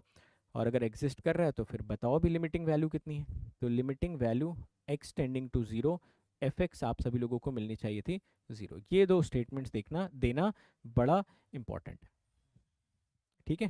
Eight x equal to 0 जरूर लिखना है कि कहां पर लिमिट एग्जिस्ट कर रही है, ओके। कुछ कुछ बात पल्ले पड़ी आप लोगों को, ठीक है। तो यहां तक एक बेसिक फिलॉसफी बहुत शानदार तरीके से अपने डेवलप हो गई कि हमारा सोचने का नजरिया क्या होना चाहिए लिमिटिंग वैल्यू को देख के। अब एग्जाम में अगर आपके सामने लिमिट का एक क्वेश्चन आता है तो आपका ट्रिगर मूवमेंट क्या होगा, आप कैसे सोचोगे, आप क्या थॉट प्रोसेस क्या रहेगा, वो अब हम डिस्कस करने वाले। अभी तक तो एग्जाम ओरिएंटेड कोई भी बात नहीं चल रही थी, अभी तक बस एक फिलॉसफी डेवलप हो रही थी कि अच्छा लिमिट का बेसिक मतलब क्या है, स्टेटमेंट्स कैसे देने, एक्सेप्शंस को कैसे अडॉप्ट करना, ऑसिलेटरी क्या होता है, ऑसिलेटरी मल्टीप्लाइड बाई 0 क्या होता है, ये सब हम अच्छी तरीके से सीख चुके हैं। अब मैं आपको समझाने वाला हूँ कि मान लीजिए आज के बाद एग्जाम आप कभी देने गए, एग्जाम में आपके सामने अचानक से एक लिमिट का क्वेश्चन आ गया, तो आपका क्या थॉट प्रोसेस होना चाहिए, कैसे आप सोचोगे इन क्वेश्चंस के बारे में। तो मैंने क्या कर रखा है कि लिमिट के सारे क्वेश्चंस को ना कुछ कैटेगरीज में मैंने डिवाइड कर दिया। इन कैटेगरीज को जैसे जैसे आप देखते जाओगे वैसे वैसे आपको कॉन्फिडेंस आता जाएगा कि अच्छा इस टाइप के क्वेश्चन ऐसे करने होते हैं। लिमिट को सॉल्व करने के टोटल 6 मेथड्स मैंने कैटेगराइज कर रखे हैं। एक होता है डायरेक्ट सब्सटीट्यूशन मेथड, ठीक है, डायरेक्ट सब्सटीट्यूशन मेथड। सारी कैटेगरीज पे बेस्ड क्वेश्चंस भी करेंगे बट साथ के साथ आपको समझाता भी जा रहा हूं मैं, ठीक है। डायरेक्ट सब्सटीट्यूशन मेथड में सपोज आपके सामने कोई क्वेश्चन दे रखा है limit x tending to a fx। आप अपने fx को ऑब्जर्व करिए, अगर आपके fx का ग्राफ स्मूथ ग्राफ है जैसे कि साइनोसॉइडल का ग्राफ, एक्सपोनेंशियल का ग्राफ, ठीक है, पॉलिनोमियल का ग्राफ, अगर आपका फंक्शन जो है वो पॉलिनोमियल है, एक्सपोनेंशियल है, साइनोसॉइडल, साइनोसॉइडल का मतलब ट्रिग्नोमेट्रिक नहीं बोल रहा हूं मैं, साइनोसॉइडल का मतलब या तो साइन या तो कॉस, ग्राफ अगर आपका स्मूथ है तो आपको लिमिटिंग वैल्यू कैलकुलेट करने के लिए LHL और RHL अलग अलग निकालने की जरूरत नहीं है, सीधे आप limit x tending to a में a की वैल्यू उठा के फंक्शन में डाल दो, वही लिमिटिंग वैल्यू आ जाएगी, ठीक है। बस एक शॉर्ट में समझाते हुए चल रहा हूँ, फिर डिटेल में भी सारी चीजें देख रहे हैं। समझ गए मेरी बात को। तो डायरेक्ट सब्स्टिट्यूशन कब कब आप करोगे, जब फंक्शन आपका कैसा होगा, पॉलिनोमियल, साइनोसॉइडल, एक्सपोनेंशियल, ऐसे टाइप के फंक्शंस होंगे तो LHL RHL अलग अलग निकालने की नीड नहीं, आप सीधे वैल्यू भी पुट कर दोगे ना, LHL RHL वही आएगा जो डायरेक्ट वैल्यू पुट करने पे आएगा। तो इसने हमारी मेहनत यहाँ पर कम कर दी, डन है। फिर बोल रहा है direct substitution after factor cancellation, ठीक है। कई बार आपके सामने ऐसा क्वेश्चन आएगा limit x tending to a fx by gx, ठीक है। fx बाई gx में सपोज आपने कुछ फैक्टर्स कैंसिल किए और आपने पाया कि भाई ये तो हमारा यही बन गया, मतलब कि जैसे ही आपने fx बाई gx के फैक्टर कैंसिल किए आपको भाई साइनोसॉइडल, एक्सपोनेंशियल या पॉलिनोमियल दिख गया, तो भी यहाँ पे आप डायरेक्ट सब्स्टिट्यूशन कर देना। समझ गए मेरी बात को, ठीक है। मान लीजिए आपके सामने एग्जाम में कुछ ऐसे क्वेश्चंस आते हैं जहां पर लिमिट x टेंडिंग में ग्रेटेस्ट इंटीजर फंक्शन हो गया, मॉडुलस हो गया, या ऐसे फंक्शंस आपको दे रखे हैं जिनका कि जनरली ग्राफ हमको नहीं पता होता है या जिनके बारे में हम थोड़ा सा डाउटफुल हैं, तो वहां पे आप हमेशा बेसिक मेथड LHL और RHL वाला फॉलो करिए जो मैंने अभी अभी आपको सिखाया, ठीक है ना। तो इस पर भी काफी सारे बड़े इंटरेस्टिंग क्वेश्चन हम लोग करेंगे, ठीक है। तो जनरली मैंने इसको दो कैटेगरीज में बोला, एग्जाम में अगर ग्रेटेस्ट इंटीजर फंक्शन या मॉडुलस बेस्ड क्वेश्चंस आते हैं तो आप बेसिक मेथड से आप उनको अप्रोच कर सकते हो, ओके। बेसिक मेथड से आप ऐसे क्वेश्चंस को अप्रोच करिए, ठीक है। उसके बाद चौथा मेथड होता है एल हॉस्पिटल रूल। जो आपका एल हॉस्पिटल रूल होता है ना, ये बड़ा इंपॉर्टेंट होता है, 99% क्वेश्चंस इसी रूल पे आपसे पूछे जाते हैं, ठीक है। तो एल हॉस्पिटल रूल आप तब लगाते हो जब limit x tending to a fx वाला जो फंक्शन आपको दे रखा है ना वो इनडिटरमिनेट फॉर्मेट में कन्वर्ट हो जाता है। समझ गए आप मेरी बात को? एल हॉस्पिटल रूल आप कब लगाते हो? जब आपका limit x tending to f x indeterminate format में कन्वर्ट हो जाता है। 7 इनडिटर्मिनेट फॉर्मेट्स थे, अगर आपका लिमिट वाला वैल्यू जो है वो उन इनडिटर्मिनेट फॉर्मेट्स में कन्वर्ट हो रहा है तो आप एल हॉस्पिटल की चर्चा करते हो। कैसे करते हो उसके बारे में भी बात हम लोग करेंगे, ठीक है ना। फिर उसके बाद सीरीज एक्सपेंशन से भी काफ़ी सारे क्वेश्चंस करते हैं और बहुत सारे क्वेश्चंस रैशनलाइजेशन से भी करते हैं। तो मोटा मोटा बस ये 6 मेथड्स का आइडिया होना चाहिए, बाकी क्वेश्चन लगाते लगाते चीज़ों को हम लोग समझेंगे, ठीक है। तो सबसे पहले करके एक एक टेक्निक डिस्कस करना स्टार्ट करें, बोलो सभी लोग। हल्का फुल्का आपको 20-30-40% मेरी बातें समझ में आएंगे, जो मैंने बोला उतना काफ़ी सुन लिया आपने एक बार, ठीक है, इट्स ओके। अब इन सारे मेथड्स को एक एक करके डिकोड करते हैं तो और अच्छे से हमको क्लैरिटी मिलनी चाहिए। आइए एक एक करके समझना शुरू करते हैं। सबसे पहला मेथड है डायरेक्ट सब्सटीट्यूशन। डायरेक्ट सब्सटीट्यूशन में बोल रहा है आपसे, अगर बोला गया है limit x tending to f x calculate करने के लिए, और आपने पाया कि भाई जो एफ एक्स का ग्राफ वो स्मूथ ग्राफ है। स्मूथ ग्राफ का मतलब जैसे पॉलिनोमियल का होता है, साइनोसॉइडल का होता है, लॉग, एक्सपोनेंशियल, ऐसे टाइप के ये 4 कैटेगरीज में इसने बना दी इसमें कि अगर यहाँ पर पॉलिनोमियल, साइनोसॉइडल, लॉग ऐसे दिखते हैं तो बिल्कुल टेंशन मत लेना, सीधे ये वैल्यू उठा के इसमें पुट कर देना। Limit x tending to a f x में वैल्यू उठा के पुट कर देना। डायरेक्ट जो ये आप फंक्शनल वैल्यू कैलकुलेट कर रहे हो ना, this will actually balance the limit, यानी कि इसमें L H L R H L अलग से निकालने की नीड है ही नहीं, सीधे ये वैल्यू पुट करोगे, ये जो भी आएगा यही एल एच एल होगा, यही आर एच एल होगा, और ऑब्वियसली ये आपका L इक्वल टू एम के बराबर वैल्यू निकाल के दे देगा। समझे मेरी बात को? चलो एक सवाल करते हैं, इसका आंसर बताओ। कितने लोगों को लगता है कि सर इसमें LHL RHL करेंगे, और कितने लोग बोलते हैं कि सर क्यों करेंगे, ये पॉलिनोमियल दिया है, सीधे x इक्वल टू इसमें उठा के पुट करो, जो आपको आंसर मिलना होगा डायरेक्ट यहीं पे मिल जाएगा। बताइए जरा आंसर इस क्वेश्चन का सभी लोग। इस लिमिट की वैल्यू हमसे पूछ रहा है, लिमिट एक्सटेंडिंग टू दिस। आपने पाया कि यार अंदर तो पॉलिनोमियल था, अगर पॉलिनोमियल अंदर है तो LHL RHL ये सब झंझट में पड़ने के बजाय सीधा x इक्वल टू 1 उठा के यहाँ पे पुट कर दो, आपको यही मिल जाएगी लिमिटिंग वैल्यू। अगर आपसे कोई पूछेगा तो आप एक स्टेटमेंट दे सकते हो, पहला कि limit exist at x equal to 1, ये तो करेगा ही करेगा, LHL RHL बराबर होंगे, और अगर कोई लिमिट की वैल्यू आपसे जानना चाहता है x tending to 1 x square plus x plus 1, ये आंसर आपका हो जाएगा 3, ठीक है। ये दोनों स्टेटमेंट इमीडिएटली हर कोई दे सकता है। अगले सवाल की तरफ बढ़े, नेक्स्ट क्वेश्चन आ जाओ। अगला क्वेश्चन देखो, इसमें बोल रहा है limit x tending to ln to e की पावर x, एक्सपोनेंशियल यहाँ पर दिख गया, LHL RHL इन सब झंझट में पढ़ने की जरूरत नहीं, लिमिट एग्जिस्ट करेगी ही करेगी। तो पहला statement, limit exist at x equal to ln two, और अगर लिमिट कैलकुलेट करना है तो कर लो, limit x tending to ln to e की पावर x, इसको आप लिख लो e की पावर ln टू, आंसर हो जाएगा 2, है ना। LHL RHL के झंझट में पढ़ना नहीं, अगर अंदर वाला फंक्शन आपका पॉलिनोमियल, एक्सपोनेंशियल, लॉग, साइनोसॉइडल है, डायरेक्ट वैल्यू उठा के पुट कर दो, वही LHL होगा, वही RHL होगा, लिमिट हमेशा एग्जिस्ट करेगी, इसमें कोई दो राय नहीं। फंक्शन अगर स्मूथ है तो लिमिट एग्जिस्ट करेगी ही करेगी। अगला क्वेश्चन देखिए, ये क्वेश्चन बताइए, sine x plus cos x, अंदर था साइनोसॉइडल, आपने बोला limit exist at x equal to 1, और अगर ये लिमिटिंग वैल्यू हम कैलकुलेट करें तो ये मिल जाएगी, यार ये x टेंडिंग टू 1 क्यों लिख दिया इसने, x tending to pi by 2 होना चाहिए था इस क्वेश्चन में, ठीक है, x tending to pi by 2 कर लो, ओके। चलो, तो limit x tending to pi by 2 में आपको बस वैल्यूज ही तो उठा के यहाँ पे पुट करनी, ठीक है, पुट कर देते हैं वैल्यूज, ये हो जाएगा sine pi by 2 plus cos pi by 2, sine pi by 2 is 1, cos pi by 2 is 0, काम खत्म, ठीक है।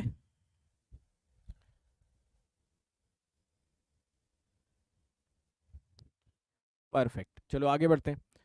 हाँ, अब ये पहला वाला मेथड आई होप सभी को अच्छे से क्लियर हो गया, क्लियर हो गया ना, पहला वाला मेथड सभी को अच्छे से। अब आओ सेकंड मॉडल पे चलते हैं। सेकंड मॉडल में बोल रहा है कई बार ऐसे क्वेश्चंस आपको दिखेंगे जहां पर आप लिमिट जब कैलकुलेट करोगे तो वो f x by g x का फॉर्मेट बन रहा होगा। अगर f x by g x का फॉर्मेट बन रहा है तो एक बार ये जरूर आप नोटिस करें कि क्या कोई कॉमन फैक्टर कैंसिल करके आप उसको अगेन डायरेक्ट सब्सटीट्यूशन वाला पार्ट बना सकते हो या नहीं बना सकते हो। वेरी वेरी इंपॉर्टेंट है ना। एक तो क्या है तरीका कि डायरेक्ट सब्सटीट्यूट कर दिया, कई कई बार आपको f x by g x का फॉर्मेट ऐसा दिखेगा। आप हमेशा कोशिश करें कि इसमें अगर कोई कॉमन फैक्टर कैंसिल हो जाए तो बात बन जाएगी। जरा देखते हैं क्या इसमें कोई कॉमन फैक्टर हम कैंसिल करा सकते हैं। तो हमने इस क्वेश्चन को अप्रोच करा, ऊपर से हमने लिखा x minus two x plus to और यहाँ से हमको मिल गया x minus two.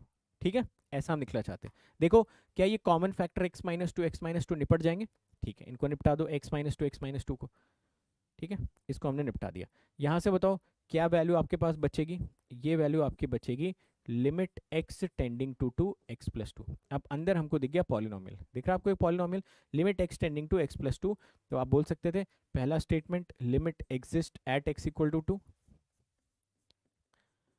Limit exist at x equal to two, और ये जो लिमिटिंग वैल्यू आएगी limit x tending to x plus two, देखो क्या ये आपका सीधा 4 के बराबर आ जाएगी।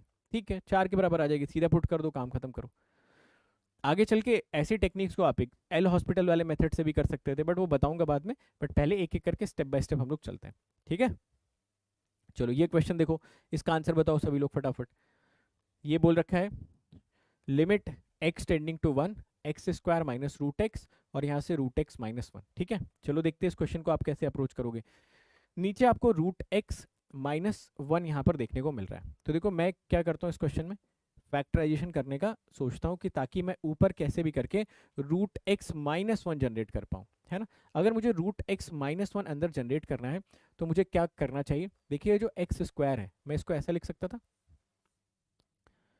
एक्स स्क्वायर को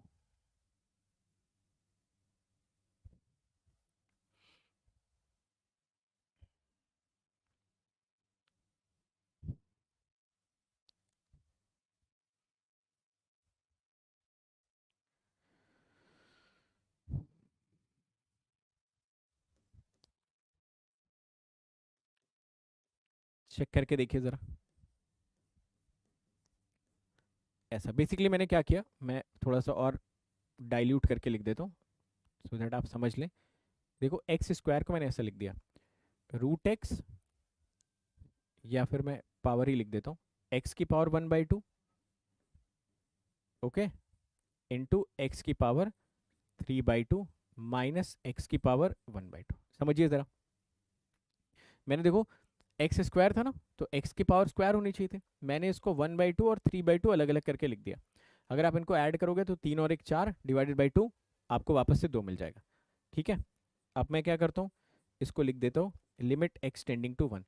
इसको आप वापस से लिख सकते थे रूट एक्स, यहाँ पर भी देखो वन बाई टू था तो मैं लिख देता रूट एक्स का क्यूब, है ना। रूट एक्स का क्यूब का मतलब एक्स की power three by two minus root x, नीचे आपको मिल जाएगा रूट एक्स माइनस वन। ठीक है ना। अब देखो ऊपर से रूट एक्स कॉमन आ गया, जरा कॉमन लीजिए ऊपर से रूट एक्स। ये प्रैक्टिस करते करते आ जाएगा। ठीक है, आप ये मत सोचो सर ये हम कैसे सोचेंगे, हम तो अभी नहीं सोच पा रहे। मैंने बोला ना क्लास में तो कुछ सोचना ही नहीं है, सीखना है।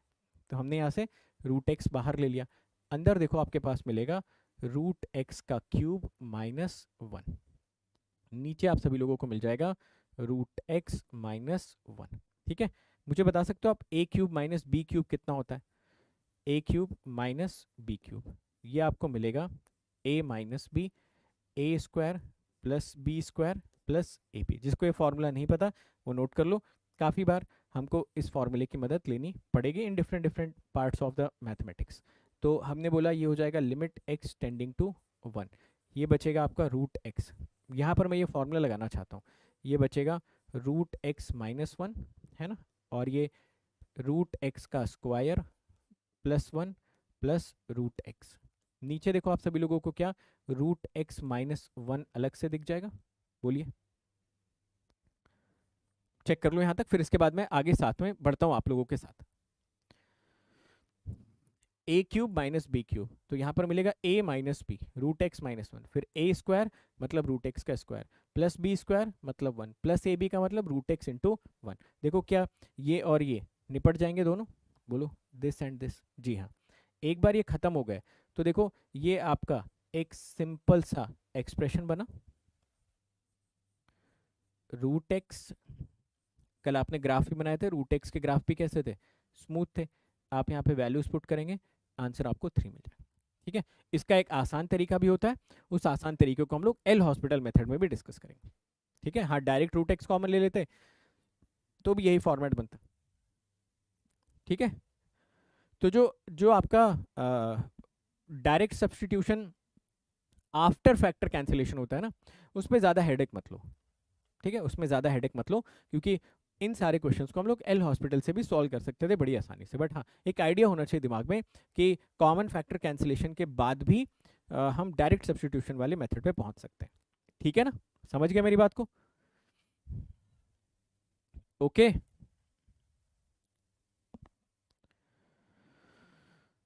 ठीक है, चलो फिर इसके आगे का डिस्कशन तो कल ही किया जाएगा। कल यार संडे है ना, हो सकता है कि कल शायद क्लास ना हो पाए, वैसे मैं कोशिश करूंगा लेने की। ठीक है, कल हो सकता है कि क्लास नहीं हो पाए।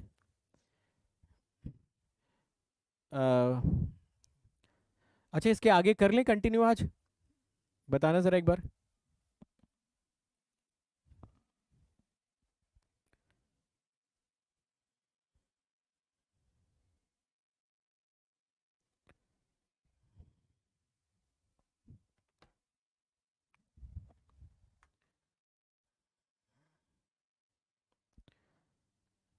क्लास है ना काफ़ी सारे लोगों की, चलो दूसरी क्लास है तो आप दूसरी क्लास में कर लीजिए। कल यार हो सकता है क्लास नहीं हो पाए, है ना, मैं अभी श्योर नहीं हूँ, क्योंकि कल थोड़ा सा मेरा इंगेजमेंट है। इंगेजमेंट मतलब वो वाला नहीं, वो तो हो चुकी भाई, शादी भी हो चुकी। इंगेजमेंट मतलब किसी एक दूसरे काम में, बड़ा इंपॉर्टेंट काम है। ओके, ठीक है, तो हो सकता है इसके बाद सीधा मंडे को अपनी क्लास हो, बट हाँ मंडे के बाद वाला जो अगला संडे आएगा उसमें हम लोग उसको कंपनसेट कर लेंगे। ओके, ठीक है। पता लगा आप लोग पहुंच गए बिना बुलाए बाराती, कि सर आप तो बोल रहे थे आपकी एंगेजमेंट है, कुछ टेंट वेंट कुछ दिख नहीं रहा है। भाई एंगेजमेंट का मतलब कि किसी दूसरे काम में इन्वॉल्वमेंट है।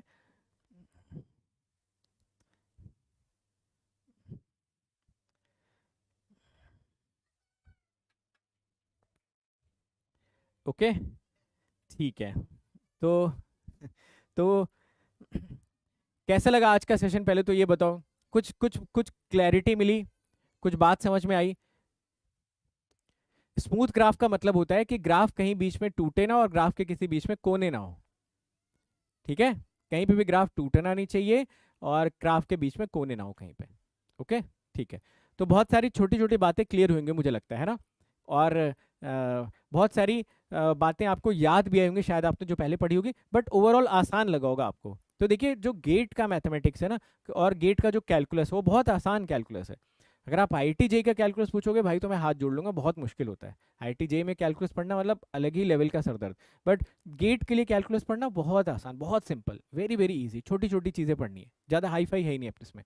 ठीक है, तो हाँ सबसे यार रिवोल्यूशनरी ऑफर आप सभी लोगों के लिए, रिवोल्यूशनरी ऑफर। ठीक है, अगर अन अकेडमी 7th तक ही ऑफर है, सबसे पहली चीज़ तो मैं आपको ये बता दूं, this offer is valid only till 7th। ठीक है, till 7th this offer is valid, कि अगर आप प्लस पे किसी कोई भी सब्सक्रिप्शन लेते हो, 12 महीने का, 18 महीने का, 24 महीने का, जितनी भी महीने का आप सब्सक्रिप्शन लेते हो, भाई साहब आपको प्रिंटेड नोट्स मिल जाएंगे आपके घर पे, 10-12 किताबें आपके घर पे पहुंचा दी जाएंगी, आराम से बैठ के पढ़िए। और मैं बता दूं वो सारी की सारी किताबें बहुत शानदार बुक्स हैं। ठीक है, बहुत शानदार बुक्स है, बहुत मेहनत से बनाई गई, और बहुत अट्रैक्टिव भी है। जब आप उनको देखोगे ना बहुत खूबसूरत किताबें आपको लगेंगी, बहुत अच्छी तरीके से उसमें points to remember this that काफ़ी खूबसूरती से उसको बनाया गया है, अलग अलग तरीके के कलर्स आपको दिखेंगे। गेट की पीवाईक्यू की किताब आपके घर पे पहुंच जाएगी, और उसके अलावा उसमें वीडियो सॉल्यूशन का क्यूआर कोड होगा। ये 20 दिन का टाइम लगेगा ऑब्वियसली, क्योंकि बहुत सारे लोग ऑर्डर कर रहे होंगे, तो आप प्लस पे आ सकते हो यार। कोड आप लोगों को पता ही है। ठीक है, पिछले महीने इतने सारे लोग प्लस पे आए, आप आइए प्लस की क्लास में, देखिए मैथमेटिक्स की कितने सारे बच्चे एक साथ अटेंड कर रहे हैं, आप समझ रहे हो, कितने सारे बच्चे एक साथ उन क्लासेस को अटेंड कर रहे हैं। तो आप आइए देखिए, ये सारी की सारी जो चीज़ें हैं ये सारी की सारी जो चीज़ें हैं, ये आप ही लोगों के लिए ऑफर्स बीच बीच में निकालता रहता है अनअकैडमी। इनकी जो टीम होती है वो लोग डिसाइड करते हैं कि अच्छा ठीक है, इस टाइम पे हम ये ऑफर दे सकते हो, तो बहुत अच्छा है, आप ले सकते हो। जो लोग भी आना चाहते हैं obviously this is the best time, ठीक है। काफ़ी सारी किताबों के ऑथर तो हम ही लोग हैं, अंकित सर आपको मिल जाएंगे, मशीन पावर इलेक्ट्रॉनिक्स, सिविल के अगर आप हो तो जसपाल सर ने बहुत सारी किताबें लिखी हुई हैं। तो ऐसे करके सारे के सारे टॉप एजुकेटर्स ने ही किताबें लिखी हुई हैं, ठीक है। ओके, ठीक है, परफेक्ट। तो ये कोड आप लोग लगा के आ सकते हो यार अनअकैडमी प्लस पे, बहुत सारे बच्चे ऑलरेडी आ चुके हैं। देखिए ये कोड एक तो आपको मैक्सिमम पॉसिबल डिस्काउंट देता है, पहली चीज। दूसरी चीज आपको मेरी पर्सनल गाइडेंस देता है। आपके पास एक ग्रुप होता है, ठीक है, उस ग्रुप में बहुत सारे टॉपर्स होते हैं। टॉपर्स मतलब वो सिर्फ आपके डाउट सॉल्व करने के लिए होते हैं। आपको जो भी डाउट जब भी आता है आप उनसे दिन रात डिस्कस करते रहिए, अपनी तैयारी को नेक्स्ट लेवल पे लेके जाइए। आपको मुझसे बात करनी है, डायरेक्ट बात करिए, अपनी स्ट्रैटेजी डिस्कस करिए। एक हफ्ते में कोई प्रॉब्लम हो गई, किसी तरीके से कंटिन्यू नहीं कर पाए, कहने का मतलब है आप अगर हार्डवर्क करना चाहते हो तो पूरी की पूरी टीम आपके साथ लग के आपकी रैंक लाने में पूरी मदद करेगी, है ना, पूरी मदद करेगी। एंड अब देखो फीचर्स बहुत सारे लोग देख ही चुके हैं, जो आपकी स्पेशल क्लास होती है, बट उसमें और भी फीचर्स होते हैं। रेज द हैंड, ठीक है। आप आज जिनके पास फ्री ट्रायल वाला ऑप्शन है, ठीक है, आज आप शाम को आना प्लस वाली क्लास में, शाम वाली क्लास को फिर से प्लस में आना और देखना, वहां पर एक तो क्लास के एंड में बच्चे बात करते ही करते हैं, बट दूसरी इंपॉर्टेंट चीज ये होती है कि आपस में भी मैं आप लोगों को बात करवाता हूँ। जैसे मान लीजिए बीच में किसी को कोई डाउट आया तो मैं खुद ही आपसे बोलता हूँ कि आप उसको एक्सप्लेन करिए, आज आप आना शाम की क्लास में, देखना ऐसा हम लोग वहाँ पे फीचर लेके आते हैं। उसके साथ साथ क्लास में आपको बहुत सारे हैंडआउट्स मिलते हैं, मतलब कि क्लास में भी मैं आपको क्वेश्चन प्रैक्टिस के बहुत सारे क्वेश्चंस करवाता हूँ, पोल्स भी हम लोग कंडक्ट करवाते हैं, डेली प्रैक्टिस प्रॉब्लम, एजुकेटर की पूरी कम्युनिटी आपको यहाँ पर मिल जाती है। आप अपने कंफर्ट जोन में लाइव सीख सकते हो, स्टडी मटेरियल आप ले सकते हो जो कि आपको हार्ड कॉपी में मिल रहा है, पीडीएफ फॉर्मेट में नहीं मिल रहा है, अनलिमिटेड एक्सेस मिलता है, टॉप एजुकेटर्स इंडिया के यहाँ पर आप सभी लोगों को मिल जाते हैं। टाइमिंग होती है 9:15 से 11:15, ठीक है। 9:15 से 11:15 वाली जो क्लास है उसमें आप सभी लोग आइए, और आज हम बैठ के बहुत आराम से चर्चा करते हैं कि आप कैसे इन सारी चीज़ों को देख सकते हो। इनफैक्ट आप मुझे आज आके बता भी देना कि सर हम फ्री क्लास वाले हैं या फिर हम ट्रायल ले रहे हैं, और हमारी भी बात करवा दीजिए। तो आप डायरेक्टली वहाँ पे आइए, क्लास में बात करिए, कोई पर्टिकुलर टॉपिक को एक्सप्लेन करिए। कहने का मतलब है 2-2.5 घंटे कब निकल जाता है हमको पता भी नहीं चलता, ठीक है। 2-2.5 घंटे कब निकल जाते हैं हमको पता भी नहीं चलता है। तो 12 मई से आपके नए बैचेस भी स्टार्ट हो रहे हैं, आप नए बैचेस में भी एनरोल कर सकते हो। मेरा तो मैथमेटिक्स चल ही रहा है, ठीक है, तो ये नए बैचेस आपके 12 तारीख से स्टार्ट हो रहे हैं, और 12th मई से आपके न्यू बैचेस स्टार्ट हो रहे हैं। मेरे ख्याल से ये भी शायद आपका ऑफलाइन के साथ क्लब होकर चलना चाहिए, as long as I have the information, तो आप आ सकते हो। और अभी जैसे एक बच्चा पूछ भी रहा था कि सर मैं ऑफलाइन सेंटर ज्वाइन करना चाहता हूँ, आप कौन कौन सा सब्जेक्ट पढ़ाएंगे, तो मैं देखिए सिग्नल सिस्टम आपको पढ़ाने वाला हूँ 19 जून से। उसके बाद मैं आप लोगों को कम्युनिकेशन ऑफलाइन में पढ़ाने वाला हूँ, एंड मैथमेटिक्स पढ़ाने वाला हूँ, ठीक है। बाकी ऑनलाइन में तो सारे के सारे सब्जेक्ट पढ़ाएंगे, कंट्रोल हो गया, ईएमएफटी हो गया, कम्युनिकेशन हो गया, सिग्नल्स हो गया, वो तो चलेगा ही चलेगा, उसमें तो कोई दिक्कत वाली बात नहीं है, समझ गए ना आप मेरी बात को। बट ऑफलाइन में 3 सब्जेक्टें पढ़ा पाएंगे। एक्चुअली क्या होता है, अगर सारी क्लासेस ऑफलाइन में लगा दी जाएंगी ना तो ऑनलाइन थोड़ा सा हैम्पर हो जाएगा, इस वजह से काफ़ी सोच समझ के शेड्यूल बनाया गया। ऑफलाइन में यार ईएमएफटी कौन पढ़ाएगा, मेरे पास एज ऑफ नो इन्फॉर्मेशन नहीं है, मैं एक बार टीम से पूछ के आपको बताता हूँ ऑफलाइन में। ऑनलाइन में तो मैं ही पढ़ाऊंगा आप लोगों को, ठीक है। जिनके पास प्लस सब्सक्रिप्शन है आइकॉनिक वाले हैं उनके लिए तो ईएमएफटी इलेक्ट्रिकल का एज वेल एज ईसी का आप मुझसे ही पढ़ने वाले हो, ठीक है भाई। कैलकुलस कब तक खत्म हो जाएगा, मान के चलो कि 15 क्लासेस तो लगेंगी ही लगेंगी, है ना, 15 से 16 क्लासेस कैलकुलस में लगनी चाहिए मोस्टली, जिसमें से 2 क्लासेस हो चुकी हैं, तो 13-14 क्लासेस के हिसाब से आप जोड़ के चलो। मुझे लगता है 20 तारीख तक कैलकुलस हम फिनिश कर लेंगे। उसके बाद वाले चैप्टर छोटे छोटे हैं, वेक्टर कैलकुलस ज़्यादा बड़ा नहीं है, कॉम्प्लेक्स लीनियर अलजेब्रा और जो कैलकुलस है ना वो बड़े बड़े चैप्टर्स हैं। उसके बाद वाले जो चैप्टर्स हैं वो एक हफ्ते ही लंबे होते हैं, ओके। वीजीपीपी अभी एज ऑफ नाउ होगा नहीं, क्योंकि अभी तक आपने कुछ पढ़ा नहीं है। Once we reached up to the level कि जहाँ पे हम लोग क्वेश्चंस लगाने लायक हो जाएंगे तो हम लोग सेशंस कंडक्ट करेंगे ना। कैलकुलस में क्या होता है कि फर्स्ट डे से ही क्वेश्चन नहीं लगा सकते, अभी लिमिट में आपको पता ही नहीं कुछ, तो आप क्वेश्चन कैसे लगाओगे, समझ गए आप। तो once the limit gets completed will be having one session, continuity gets completed will be having the session.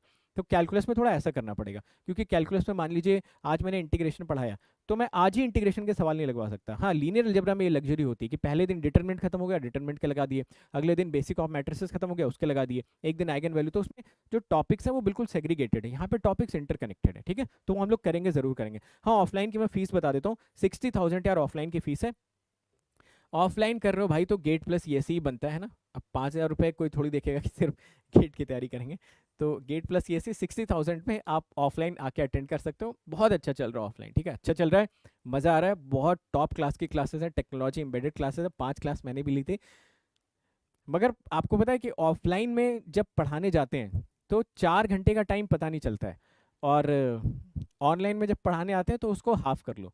मतलब जो टीचर का स्टैमिना है, जैसे मान लो ऑफलाइन में अगर कोई टीचर 12 घंटे पढ़ा सकता है, आप लोग सामने बैठे रहते हो, आप लोगों की शक्ल दिखती रहती है, वो स्टैमिना ऑनलाइन में आधा हो जाता है, 6 घंटे। 6 घंटे में टीचर यहाँ पे एग्जॉस्ट हो जाता है, बट ऑफलाइन में पढ़ा सकता है वो 12 घंटे भी, क्योंकि आप लोग दिखते रहते हो ना वहाँ पे, तो अलग ही लेवल का मोटिवेशन आता है, कुछ कुछ पूछते रहते हो। अच्छा, 24 मंथ्स के लिए प्लस पे आना चाहते हो, 2488 पर मंथ आपको पे करना है। 12 मंथ्स के लिए आना चाहते हो, 3272 पे करना है। 18 मंथ्स के लिए 2776 पे करना है। बेस्ट अपॉर्चुनिटी 7 तक आ जाओ, ठीक है। ये कोड लगाना है। मुझे कैसे बताओगे कि सर आपने मैंने ये कोड लगा लिया? तो देखिए, आपको ये टेलीग्राम चैनल में आपको देता हूँ, t.me, आपको मेरा नाम लिखना है विशाल, उसके बाद लिखना है सोनी, और उसके बाद IES, ठीक है। ऐसा करके एक साथ लिखना है। कहाँ पे लिखोगे?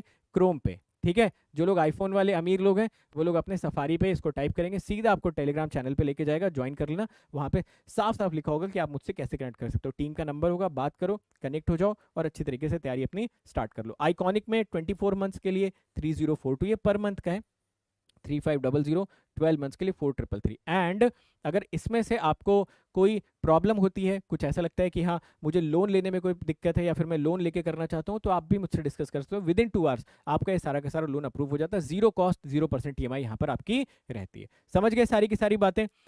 और हाँ, फ्री ट्रायल अब खत्म हो गया है, तो अब आज मैसेज मत करो, ठीक है। आज मेरे पास सुबह से मैसेज आ रहा है, सर फ्री ट्रायल हमें लेना है, बताइए अब क्या करें। भाई इतने दिन से बता रहा हूँ फ्री ट्रायल चल रहा था तो आपने लिया नहीं, अब खत्म हो गया तो आप फ्री ट्रायल के पीछे परेशान हो, ठीक है। तो अब जाते जाते एक थोड़ा सा आप लोगों के लिए मोटिवेशन मोटिवेशन सभी आप सभी लोगों के लिए मैं ये देना चाहता हूँ आज की इस क्लास में, कि गेट का जो एग्ज़ाम है उसमें अगर रियलिस्टिकली देखा जाए तो मई ऑलमोस्ट स्टार्ट हो चुका है, ठीक है। आपके पास करीबन 8 महीने के आसपास का टाइम बचा हुआ है। ये जो 8 महीने का टाइम है ना, ये 8 महीने का टाइम डिसाइड ये कर देगा कि भाई आपके ऊपर टैग क्या लगने वाला है। मैं आपको दो चीज़ें यहाँ पे सजेस्ट करना चाहता हूँ। सबसे पहला, फर्स्ट रैंक का प्रेशर लेके नहीं पढ़ना है कि पहली रैंक लेके आनी, इस बात का प्रेशर लेके पढ़ना है कि रैंक खराब नहीं होनी चाहिए। मतलब कि 500 के अंदर रैंक हमें ब्रेक करनी है समहाउ। 500 के अंदर जो रैंक ब्रेक करना चाहता है उसके लिए एक सिंपल सा तरीका मैं बताता हूँ। आज से लेके आखिरी दिन तक कंसिस्टेंटली पढ़िए, क्लास नोट्स पढ़िए और PYQ लगा लीजिए। इतना भी अगर आप कर पाते हैं बहुत अच्छी तरीके से तो आपकी रैंक खराब नहीं आएगी। सेकेंडली, आप इस बात को याद रखिएगा कि जब भी आप नवंबर दिसंबर में जाएं तो नवंबर दिसंबर में आपकी प्रिपरेशन इस लेवल पे होनी चाहिए कि वहाँ पे आपको टेस्ट सीरीज में ज़्यादा टाइम इन्वेस्ट करना है, अपनी गलतियों को आइडेंटिफाई करने में ज़्यादा टाइम इन्वेस्ट करना है, आपको इस बात पे ज़्यादा टाइम इन्वेस्ट करना है कि यार मेरे पास जो तैयारी है उसको मैं इंप्रूव कितना कर सकता हूँ। तो अभी जितना हार्डवर्क करना उतना हार्डवर्क कर लो, सो दैट दिसंबर, कम से कम दिसंबर का डेडलाइन रखना कि दिसंबर जैसे ही आपका स्टार्ट होता है उस दौरान आप पूरा का पूरा फोकस टेस्ट सीरीज पर डालने वाले हो, अपनी गलतियों को इंप्रूव करने वाले हो। मतलब मैदान में कूदने वाला टाइम आ जाएगा, फिर टेस्ट सीरीज के से घबराना नहीं, टेस्ट सीरीज के पीछे भागना नहीं। आप समझ गए ना मेरी मेरी बात को? तो मैं क्या बोल रहा हूँ कि बिल्कुल सिंपल रखो चीज़ों को, कॉम्प्लिकेट करो ही मत। क्लास नोट्स पढ़ो, PYQs लगाओ और दिसंबर तक अपनी तैयारी को इस लेवल पे लेके आओ कि आप टेस्ट सीरीज वगैरह अटेंड कर पाओ। अब देखिए, इसमें बहुत सारी प्रॉब्लम्स आएंगी, बहुत सारे सेमेस्टर एग्जाम्स आएंगे, बहुत सारे सब कुछ आएंगे, तो वो सारी चीज़ें यार आपको मैनेज करना पड़ेगा। कैसे मैनेज करना है इसको मैं डिफरेंट डिफरेंट सेशंस में बता चुका हूँ। इसके लिए मैं आप सभी लोगों के लिए एक सेशन भी लेके आ रहा हूँ, time management for different different people. College वाले कैसे कर सकते हैं और बाकी लोग कैसे कर सकते हैं, इसके बारे में मैं आपको थोड़ा डिटेल में समझाने वाला हूँ, ठीक है। बट मेरे कहने का मतलब ये है कि कंसिस्टेंसी ब्रेक मत करिएगा। इन द नेक्स्ट वीक मैं आपको टाइम मैनेजमेंट से रिलेटेड कुछ इंपॉर्टेंट सेशंस भी दूंगा कि आप कैसे अपना मैक्सिमम टाइम यूटिलाइज कर सकते हो, ठीक है। चलो फिर मिलते हैं हम लोग नेक्स्ट सेशन में। Thank you so much.